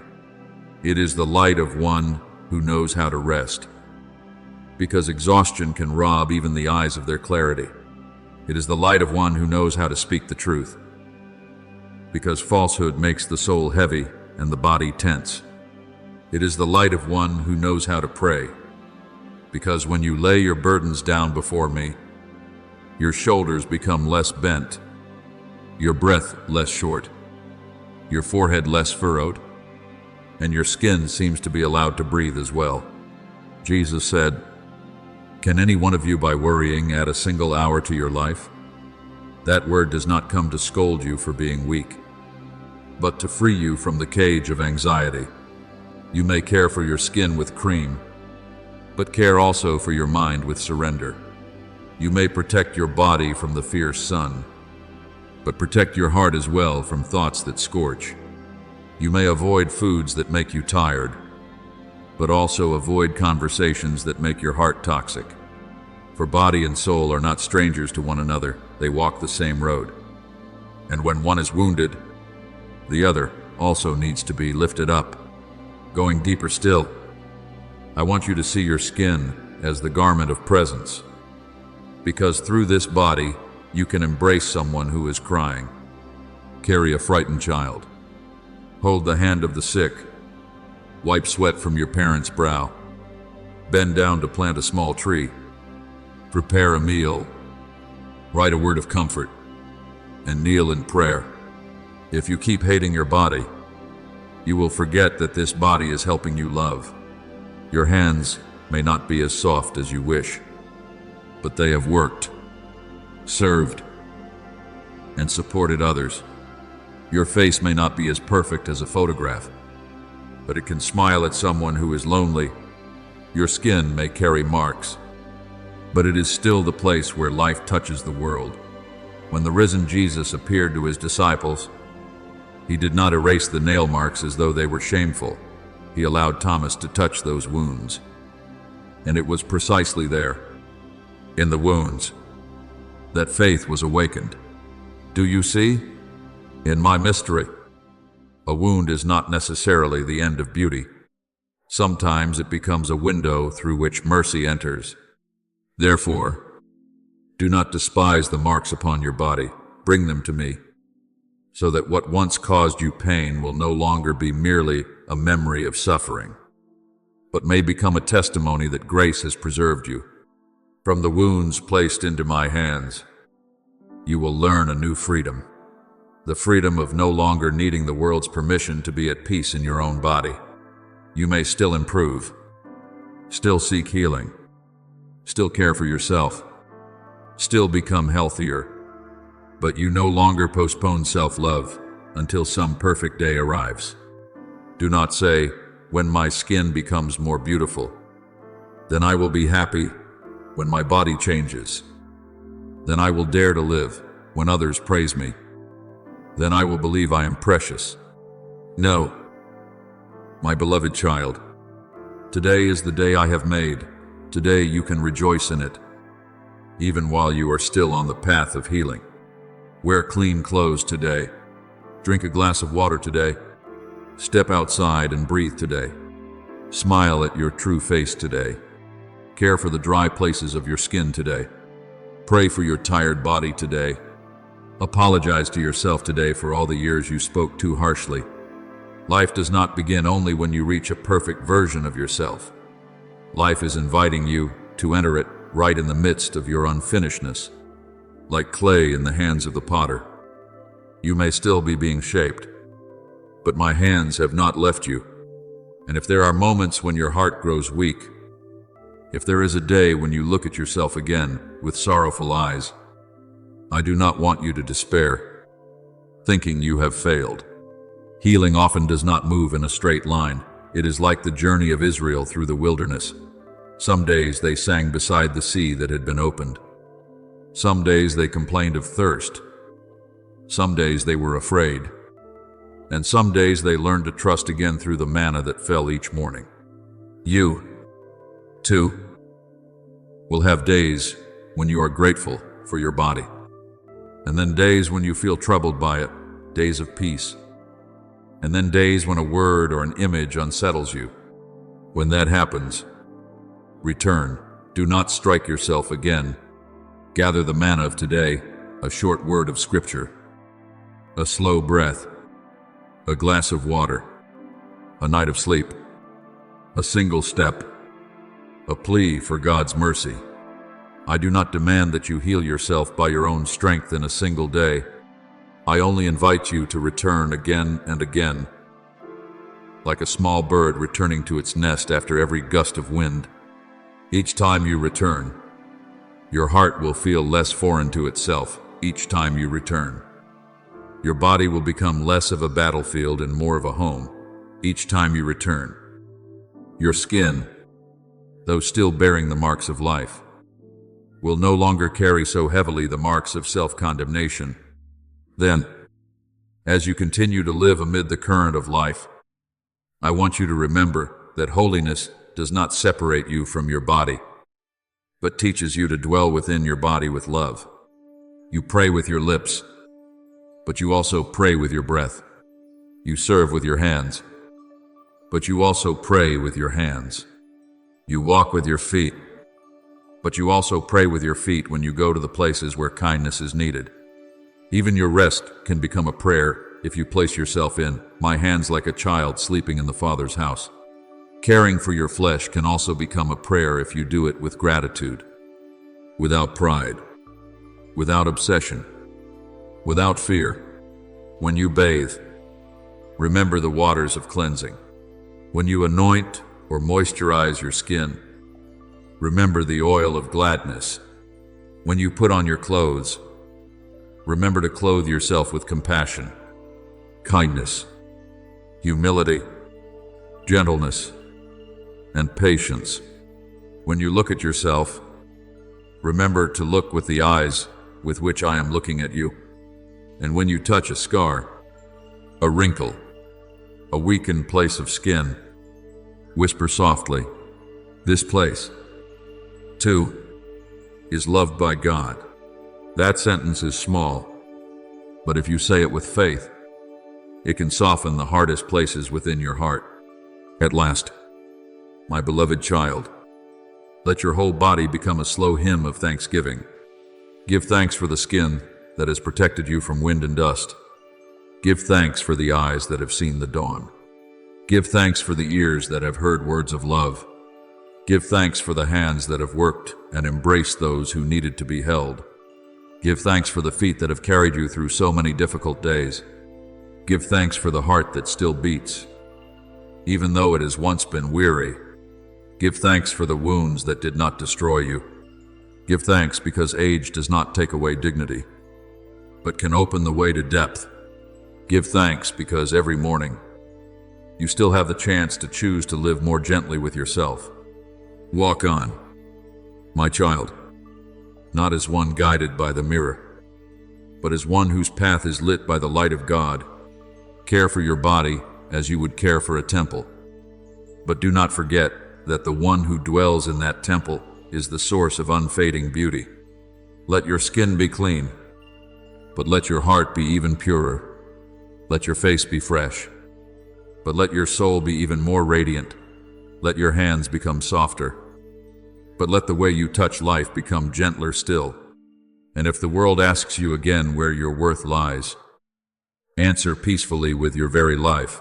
Your worth lies in the one who created you, who redeemed you, who called you his beloved child, and who is still placing his merciful hand upon every smallest part of you. From the deepest place of your soul to the fragile skin breathing beneath the light of grace each day. And when you have begun to look again upon your skin, your body, your face, and every mark upon yourself with a gentler gaze, I want to lead you one step deeper. Because true healing does not only lie in the moment when you stop hating a wrinkle or stop grieving over an imperfect place of skin. It lies in the moment when you realize that every part of your body is waiting to be received by you as part of a sacred journey. You may have spent many years trying to correct yourself according to the voices outside you, but today I invite you to return to the voice within, where the Holy Spirit whispers, not with condemnation, but with peace. When you place your hands upon your face, I want you to remember that those hands are not only touching flesh, but also touching the history of a soul that has passed through many seasons of life. There were days when you were weak, days when you lacked sleep, days when you braced yourself before your work, years when you worried for your family, seasons when you silently endured without speaking it aloud. And all these things sometimes appear upon your skin like very small lines of writing. But I do not read those lines in order to reproach you. I read them as a father reads a letter from a child far from home, with compassion, with understanding, and with the desire to gather you into my embrace. Therefore, do not be afraid when your body speaks. Do not panic when a mark of weariness appears. Do not treat change as a sentence pronounced against you. Your body is not betraying you. It is telling you that it needs rest, that it needs to be listened to, that it needs to be loved in the right way. From that place of listening, you will understand that caring for the body is a form of humility, because you acknowledge that you are not stone, not a machine, not a lamp that can burn forever without being given more oil. You are clay, shaped by my hands, breath placed within you by me, a seed I have sown in the garden of life. And every seed that wishes to grow needs light, water, good soil, and time. When you neglect sleep, when you eat hurriedly in anxiety, when you drink too little water, when you let your heart become stretched tight like a string, your skin may become a small bell announcing that the peace within you needs to be restored. But my child, I do not want you to hear that bell with fear. I want you to hear it with gratitude. A body that knows how to signal its weariness is a gift, because it helps you return before you are exhausted. Skin that becomes dry, red, painful, or sensitive is sometimes asking you not to keep living so harshly toward yourself. As in the parable of the Good Samaritan, when he saw the wounded man by the roadside, he did not pass by, did not judge why that man had fallen, did not ask whether he was worthy of being rescued, but poured oil and wine upon his wounds and cared for him. Today I also want you to become the Good Samaritan toward your own body, knowing how to stop, how to bend down, how to anoint with tenderness the places that life has made dry and barren. Then remember that in the spiritual life, there is no cold separation between soul and body. Because when you are sad, your eyes may become wet. When you are joyful, your face becomes radiant. When you are afraid, your skin grows cold.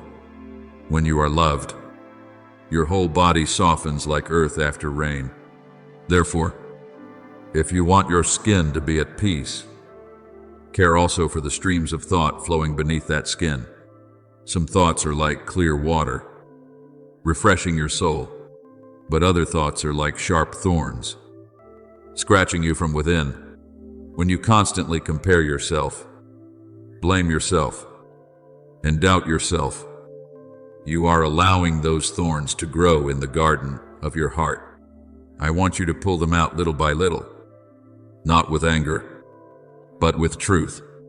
When the thought, "I am not beautiful enough," appears, place within it the word that you are fearfully and wonderfully made.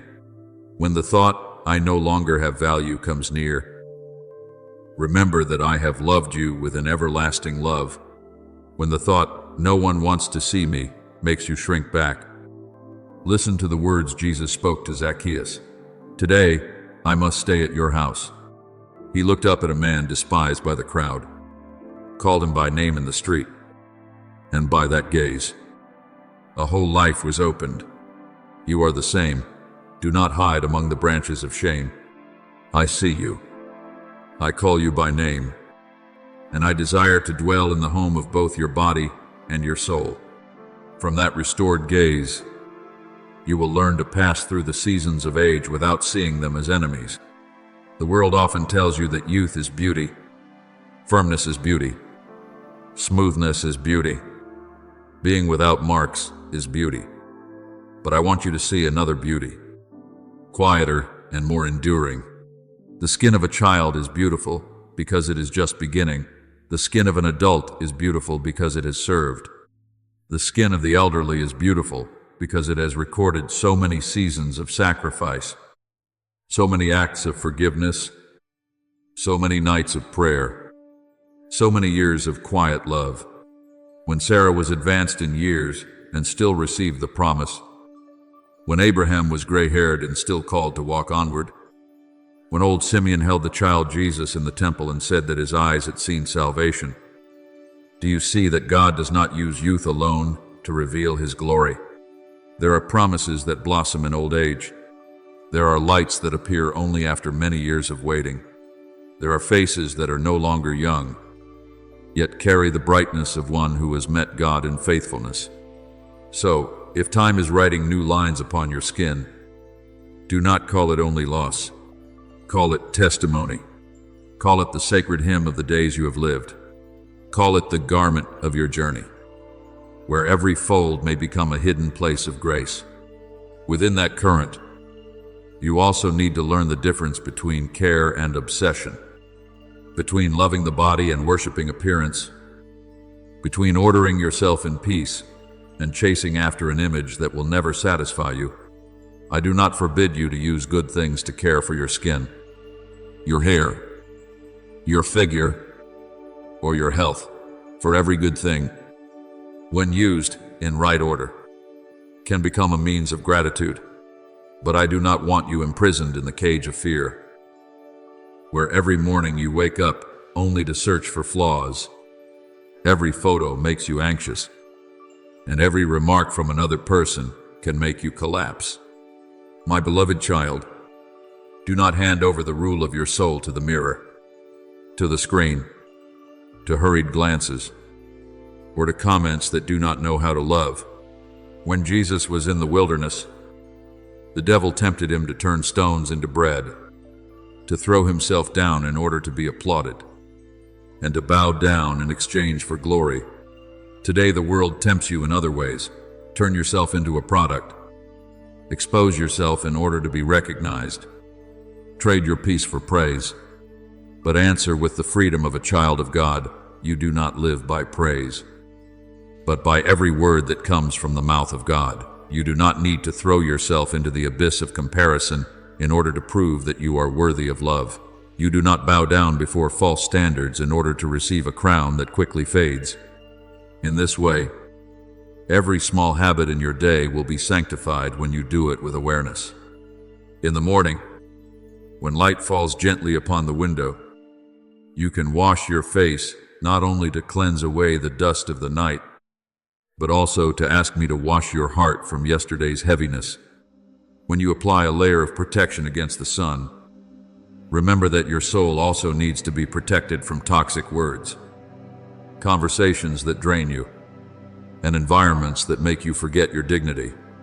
When you drink a glass of water, remember Jesus by the well, speaking of living water, and the Samaritan woman, though her life had many cracks, was still addressed by him with respect.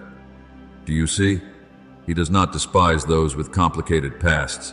He sees the deeper thirst behind each mistaken choice. If your skin is dry because it lacks water, care for it. If your heart is dry because it lacks prayer, return. If your relationships drain your strength, learn to set boundaries with gentleness. If your work carries you away until you forget even your own body, remember that even Jesus withdrew from the crowd to a quiet place to pray.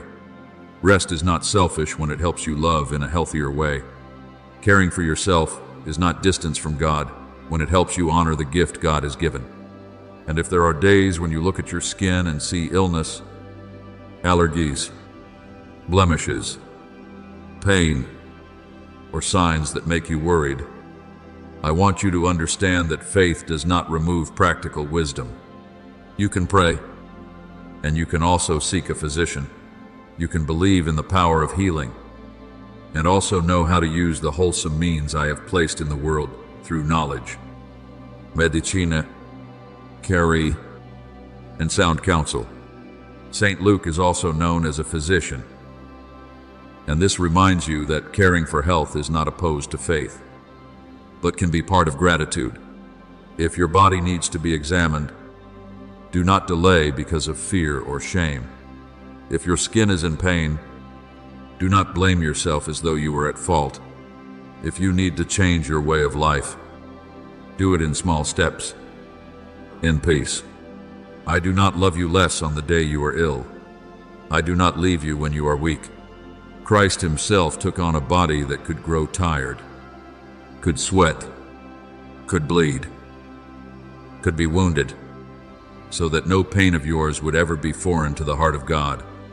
When you see your body as fragile, remember that the Savior allowed Thomas to touch his wounds. Those wounds were not erased from the risen body, but became a doorway through which faith burst into light. From the wound seen in that light, learn to love even the parts of yourself you once wanted to hide. Perhaps you have stretch marks after giving birth, and each mark is the sign of a life that passed through your body like a miracle. Perhaps you have a scar after surgery, and that scar says that you fought to remain here. Perhaps you have calloused hands, darkened skin, a weary back, aching shoulders because of labor, because of burdens carried, because of providing each meal for your family. These things do not make you less beautiful in my eyes. They are quiet medals that the world does not always know how to read. When Mary stood beneath the cross, she was not radiant with the beauty of a festival, but she was beautiful with faithfulness and sorrow. When the poor widow placed 2 small coins into the treasury, people may not have noticed, but Jesus saw her whole heart. In the same way, the sacrifices imprinted upon your body may not be praised by anyone, but I see them. I see the dark circles beneath your eyes because you stayed awake caring for the sick. I see the dry skin because you worked beneath the sun. I see the rough hands because you did not shrink from hardship. I see even the nights when you cried silently and still rose the next morning. Nothing is forgotten in my heart because I see you. I also want you to stop using words to wound yourself. Words are seeds. When you sow bitter words over your body lives beneath the shadow of a sorrowful tree. When you sow words of blessing, you begin to create a different garden. Practice speaking to yourself with the voice of mercy, body. Thank you for carrying me through today, feet. Thank you for still walking, hands. Thank you for still serving, skin. Thank you for protecting me from wind and dust, heart. Thank you for still beating after so much pain. These words are not weakness, but truth spoken in humility. The book of Proverbs says that gentle words are a tree of life, and you must allow that tree of life to grow in the very way you speak to yourself.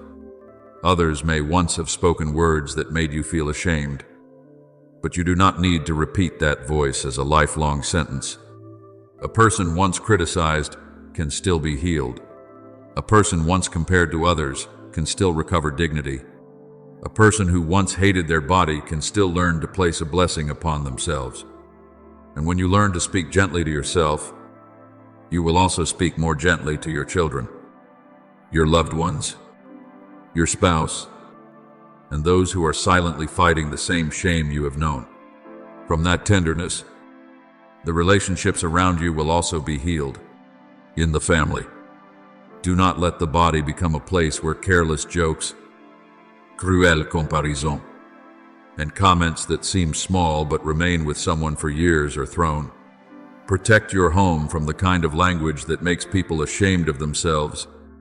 Praise your children, not only for being beautiful, but for knowing how to love, to help, to be honest. Look at your spouse not only through the signs of age, but through the years they have accompanied you, been patient, and shared with you the meals, the bills, the anxieties, the seasons of illness, the moments of joy and sorrow. Remember that true love does not love the other only when they are radiant, but knows how to place a hand upon their shoulder when they are weary and say, "You are still precious." Jesus washed the feet of his disciples, touching the dustiest part of their journey. And in that gesture, he taught that love is not afraid of lowly things. does not despise the dust of the road, does not avoid the weariness of the one it loves. If you want your family to become a place where God dwells, begin with such small gestures, a wholesome word of praise, an unhurried touch, unconditional care, a gaze that makes another person feel received. Then, when you step out into the world, carry that gaze with you for those you meet. There are people with skin conditions who feel afraid to appear. There are people with flaws that make them always lower their faces. There are elderly people growing old in loneliness, thinking that no one still wants to listen. There are young people living amid screens, believing that only if they are perfect will they be loved. Become a witness to another kind of beauty. Do not mock. Do not comment on another person's body as though that body were something for your entertainment. Do not use your eyes like a blade. Use your eyes like a candle. When Jesus met the man blind from birth, the disciples asked, "Who had sinned?" But he did not allow the man to be trapped inside a question of condemnation. He opened a meaning in which the works of God could be revealed. You, too, before a body that is different. Do not be quick to ask from a judging mind. Ask your heart whether I might reveal mercy through the way you look, the way you speak, the way you support. There are miracles that do not begin with an illness disappearing, but with dignity being restored. There are healings that make no noise. Only a person daring for the first time in many years to step into the light because they no longer fear the eyes of the world. But in order to become one who carries light, you must also allow yourself to be illumined by me each day. Do not pray only in crisis. Do not seek me only when your body sounds an alarm. Let every morning become a small return. Before you touch your phone, before you allow the world to pour into your eyes through news, image, and comparison, place your soul before me. One word is enough to open the door. Father, teach me to see myself as you see me. When you speak that prayer, a new order begins to take shape. You will need the world's immediate approval less. You will tremble less before a photo that does not look beautiful. You will be less harsh toward the places of skin that are not yet healed. You will care for yourself not in order to become someone else, but in order to become a more peaceful version of yourself within grace. In the Song of Songs, there is a tender call, "My beloved, you are beautiful." Hear that word as a symbol of God's love for His people, and also as a gentle echo, reminding you that your deepest beauty lies in the fact that you are loved before you prove anything. To be loved first, that is the foundation. To be loved while still imperfect, that is the gospel. And when that good news seeps into you, you will see that outward cleanliness also carries a very beautiful inner meaning. Not cleanliness in order to look down on those covered in dust. Not cleanliness in order to boast that you are higher than others, but cleanliness as a sign of preparing yourself to receive grace. When the people of Israel prepared to meet the Lord, they often purified themselves, changed their garments, and made ready their hearts. Those actions were not empty forms if they went together with a humble soul. You too can turn bathing, changing clothes, tidying your room, washing towels, and opening the door to let the wind into your home into small signs of a life that longs to be set in order again within the light. Skin washed clean after a long day reminds you that the dust of the road is not your destiny. A clean garment reminds you that you can begin again. A tidy room reminds you that your mind too can be renewed. But if one day you are too tired, if you cannot do much yet, if you have not cared for yourself completely, do not use that imperfection to beat your soul. I did not come to add burdens. I came to lift you up. I do not look at your messy room and walk away. I step into it as Jesus stepped into the homes of sinners, not to approve every disorder, but to bring the order of mercy. Within that order, you will gradually learn to live more slowly before nature, because nature too is a book I have written for you with clouds. water, earth, trees, light, and seasons. Your skin needs the sun, but it also needs shade. Your life needs work, but it also needs rest. Your mind needs goals, but it also needs silence. Your soul needs to serve, but it also needs to be nourished. Look at a garden. If the sun is too harsh, the leaves burn. If there is too much water, the roots rot. If the soil is exploited endlessly without being enriched, the next season will be depleted. You are like that garden. Do not take pride in enduring until you are exhausted. Do not call self-neglect holy sacrifice if it makes your heart bitter. True sacrifice still carries the fragrance of love. Silent self-destruction often leaves resentment in your heart. I want you to serve, but I also want you to be nourished. I want you to love others, but I also want you to recognize that you too are someone who needs love. As Jesus said, remain in my love. To remain is not to keep running endlessly. To remain is to let the branch stay joined to the vine, so that life's sap may pass through, so that fruit may be born, not by forced striving, but by communion. From that communion, you will understand that the beauty of the body does not end with being admired, but reaches its fullest meaning when it is used to love. The most beautiful hands are not those that are flawless, but those that lift the fallen, cook a meal, wipe away tears, write a word of encouragement, embrace a child, care for the sick, and do honest work. The most beautiful feet are not those that never grow weary, but those that go where mercy is needed.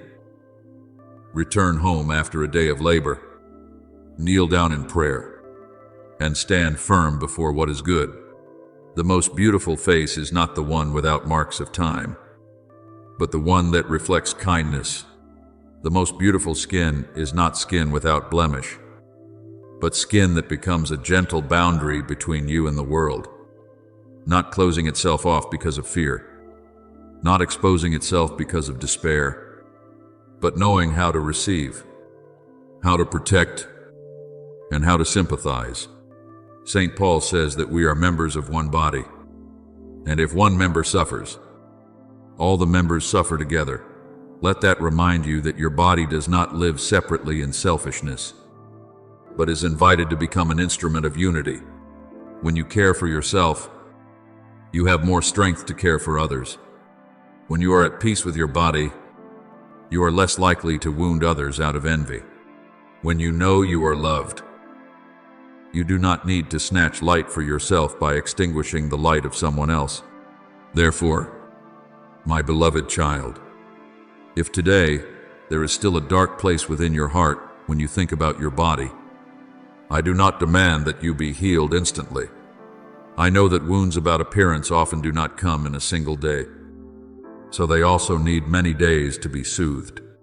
Perhaps from childhood you heard words of comparison. Perhaps someone once criticized your weight, your skin color, your face, your complexion, or your shape. Perhaps an old relationship made you believe that you were not attractive enough to be loved faithfully. Perhaps social media reopens that wound every day. I do not deny that pain. I only want you not to let that pain rule your life anymore. Bring it to me as people brought the 5 loaves and 2 small fish to Jesus. In your hands, they were too little. In his hands, they fed the crowd. In your hands, insecurity may be only a sad fragment. In my hands, that very place can become compassion for many others. One day, when you have been healed more deeply, you will look at someone who is hating themselves and say from true experience, you do not need to be perfect in order to be worthy of love. And that word will carry weight, because it will not come from theory, but from a soul that I have lifted up. And then, my beloved child, after you have heard me say that your skin and your body are not things for you to despise, I want to lead you deeper into the place many people often avoid.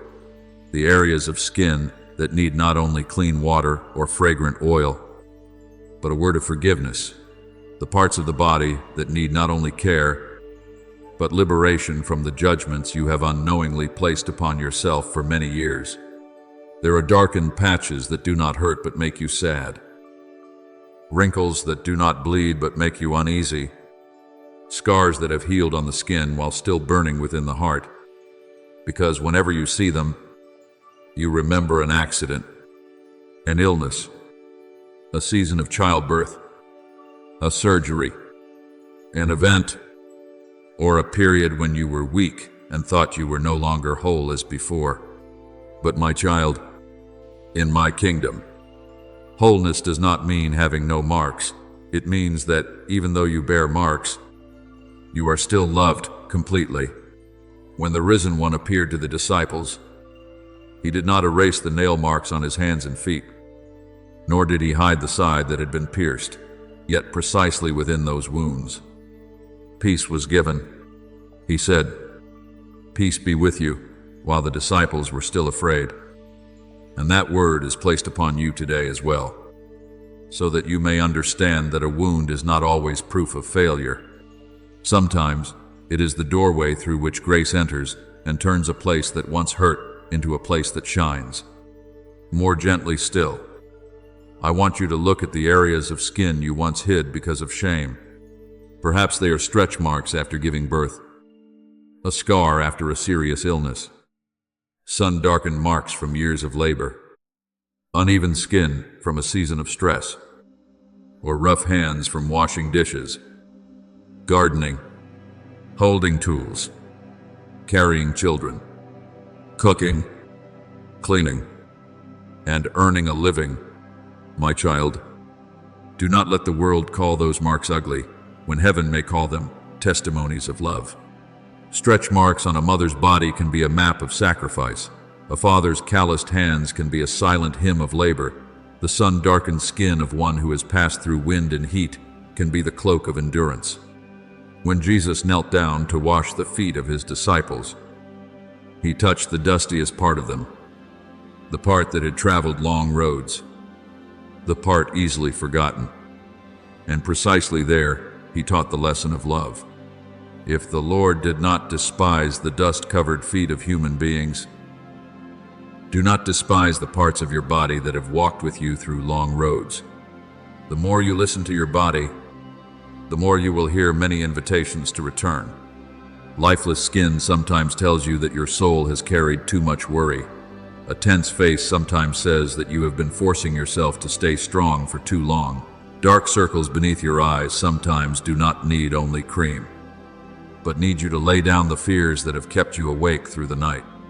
I do not want you to panic before these signs, but to learn to listen as the wise listen to the wind before the rain. Your body is a faithful friend, not a traitor. It gives signals so that you may return to moderation, to sleep, to breathing, to rest, to prayer. When the prophet Elijah was so exhausted that he wanted to give up, the angel did not force him to rise immediately and do great work, but told him to eat and sleep, because the journey was still long. That word is also for you, because there are souls that do not need more pressure, but need a peaceful meal, a deep night of sleep, an unhurried morning, and a quiet space to hear me say, you do not need to exhaust yourself to prove that you are worthy of love. And within that flow, let me speak to you about cleanliness, not only of flesh and skin, but of the things you allow to touch your life. Your skin needs to be protected from dirt, harsh sunlight, and harmful chemicals, but your soul also needs to be protected from bitter words, images that provoke comparison, conversations that make you feel small, and habits that quietly wear away your peace. If you wash your face every day but do not wash away toxic thoughts, your heart will still feel heavy. If you care for your skin every night but continue to nourish resentment, fear, and envy within, the radiance outside will be difficult to sustain. Listen to the psalm, create in me a clean heart. O God, and let that word enter even the smallest choices you make, what you watch, what you listen to, what you believe, what you pursue, and whom you allow to define your beauty. A clean heart does not separate you from the world, but helps you walk through the world without being muddied by its murky waters. Also, from that purity, learn to forgive those who once made you feel insecure about your body. Perhaps someone laughed at a scar of yours, criticized your skin color, compared your shape, or let slip a careless sentence that remained in your mind for many years. I am not asking you to pretend that the word did not hurt. I only want you not to let it continue ruling your face, your posture, and the way you see yourself. Human words can be sharp, but my word has the power to heal more deeply. When I call you, my beloved child, no insult has the right to sit on the throne within your heart. When I say that you are wonderfully made, no passing standard has the right to turn you into your own enemy. Forgiveness does not mean that the words that wounded you become true. Forgiveness means you reclaim the right to live freely, no longer allowing the past to use someone else's mouth to keep cursing your present. If there is illness, pain, allergy, redness, weakness, or changes in your body that make you worry, care for them with wisdom and calmness. I do not want you to ignore signs that need examination, nor do I want you to sink into fear. Faith is not the denial of the body, but the placing of the body in the hands of God, while also receiving the means of healing He gives through knowledge, medicina, rest, and a loving community. In the story of Naaman, the powerful commander had to learn to humble himself in the Jordan River and wash 7 times, not because the river water was glorious in itself, but because healing sometimes comes through simple actions that pride looks down upon. You are the same. Sometimes what you need is not a loud miracle, but small daily faithfulness, drinking water, sleeping enough, seeking medical care when needed, eating what nourishes, avoiding what harms, praying without despair, and allowing others to help you when you cannot carry everything alone. And when you close this day, I want you to do one very small thing. Place your hand on the place of your body you once hated most. Not to examine it, but to bless it. Say in silence, "This place also belongs to the Lord. This place is also loved. This place can also be healed." Then let your heart rest in the promise that I do not despise the work my own hands have made. I did not create you to live your whole life in insecurity. I created you to become a gentle light in the world, bearing a body that knows how to serve, skin that knows how to feel, a heart that knows how to love, and a soul that knows how to give thanks. May my peace cover your flesh like morning dew covering the field. May my mercy seep into the places where you once felt ashamed. May my light make your face radiant, not because you no longer have marks, but because you have realized that every mark can be placed within love. Sleep in peace. Wake with gentleness. Care for yourself as you would care for a holy gift. And keep walking, for I am still with you, nearer than your breath, gentler than every hand, more faithful than every season of sun and rain in your life. My merciful Father, in this quiet moment, I place before you the whole body that you lovingly created, the skin that covers me each day, the hands that have labored, the feet that have traveled many roads, and the face that has smiled, cried, and carried so many marks of time and life. There are days when I look at myself with eyes that are far too harsh. I see what is not perfect and quickly forget that I have been made wonderfully and marvelously in your hands. Father, forgive me for the times I have criticized my own body, the times I have allowed the words of the world to wound my heart, the times I have compared my skin, my figure, my age, and my appearance with others and silently fallen into sadness. Today, I ask you to teach me to see myself with your eyes that do not despise, do not rush to condemn, do not look only at outward appearance, but look into the deepest place of the soul. Touch the insecurities I am hiding. Touch the shame I have never spoken aloud. Touch the wounds on my body and the wounds within my mind. Teach me to care for my skin and my body, not out of fear, not because I want to chase the fleeting standards of the world, but because I understand that this body is the temple of the Holy Spirit, a gift you have given me so that I may live, love, serve, and walk in His light. Gentle Lord, cleanse within me every negative word I have ever sown into myself. May phrases such as, "I am not beautiful enough," "I no longer have value," "I have grown old," and "I am no longer lovable," be washed clean by the water of grace. Replace them with words of life, that I am your beloved child, that my body is still worthy of care, that my skin, even with the marks of time, does not diminish the dignity you have placed within me.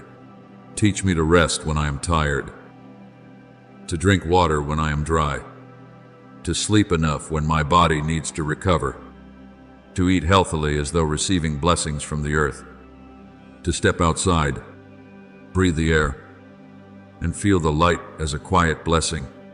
Help me distinguish between care and obsession, between loving myself and worshiping appearance, between the desire to be healthy and the fear of being judged. If there is a day when I look in the mirror and my heart sinks, remind me that the mirror reflects only the surface, while your love sees the whole journey I have traveled. Teach me to speak to my body with gentleness. Thank you for staying with me. Thank you for helping me live until today. Thank you for enduring with me through difficult seasons.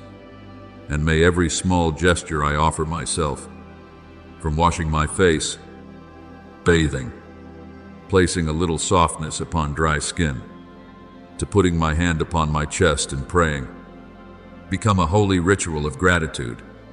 I thank you, Father, for this skin, imperfect though it may be, because day and night it still protects me from sunlight, wind, road dust, cold, and the many collisions of life. I thank you for every sensation my body can recognize, the warmth of an embrace, cool water running over my hands, gentle sunlight on my face, the evening breeze touching my cheeks, the hand of a loved one placed upon my shoulder when I need to be strengthened. I thank you because my body is not only meant to be looked at, but also to feel love, to serve, to labor, to support, to pray, and to embrace those who need consolation. I thank you because the marks upon me are not merely signs of wearing down, but also the story of the days I have truly lived. If my hands are calloused, I give thanks because those hands have worked. If my feet are weary, I give thanks because those feet have carried me across many roads. If my face has wrinkles, I give thanks because I have laughed, cried, and loved. If my skin has scars, I give thanks because I have passed through something that once caused me pain. I thank you, Father, because you have not loved me in the way the world loves, not only when I am radiant, youthful, strong, or successful, but even in the days when I am tired, pale, weak, and still do not know how to love myself. I thank you because you do not leave me when I feel insecure. Do not despise me when I am anxious, and do not turn your face away when I hide the most wounded parts of myself. I thank you because in Scripture, you have shown me Jesus touching the sick, washing the feet of his disciples, weeping before the pain of his friends, multiplying bread for the hungry, and in each of these actions, you teach me that the human body is not forgotten in God's plan of love. I thank you because you care for both soul and body, both the hidden depths and the small details of daily life. Let this gratitude remain within me, so that every morning when I wake, I may not begin with criticism, but with thanksgiving, and every night when I am worn out, I may not end with disappointment, but with trust that I have been kept for one more day in your hands. And I thank you, Father, because from today onward, I am learning again a gentle lesson. Caring for myself can also be a form of faith. Loving my body can also be a way of honoring the one who created it. And living peacefully within my own skin can also be a testimony that your love is greater than every standard of the world. I thank you because you have opened my eyes to see that beauty does not lie only in outward smoothness, but also in kindness, forgiveness, pure joy, humility, and the light of a soul that knows it is loved. Let me carry this gratitude into daily life, so that when I care for my flesh and skin, I remember grace when I look at others. I remember dignity when I look in the mirror. I remember your gaze, and when I place my hand upon myself, I remember that I do not belong to fear. I do not belong to judgment. I do not belong to comparison, but I belong to you, the one who loved me before I was formed and who still loves me in every breath I take today. Thank you for listening. Do not forget to subscribe to the channel so that we may grow together in faith and in the love of the Lord.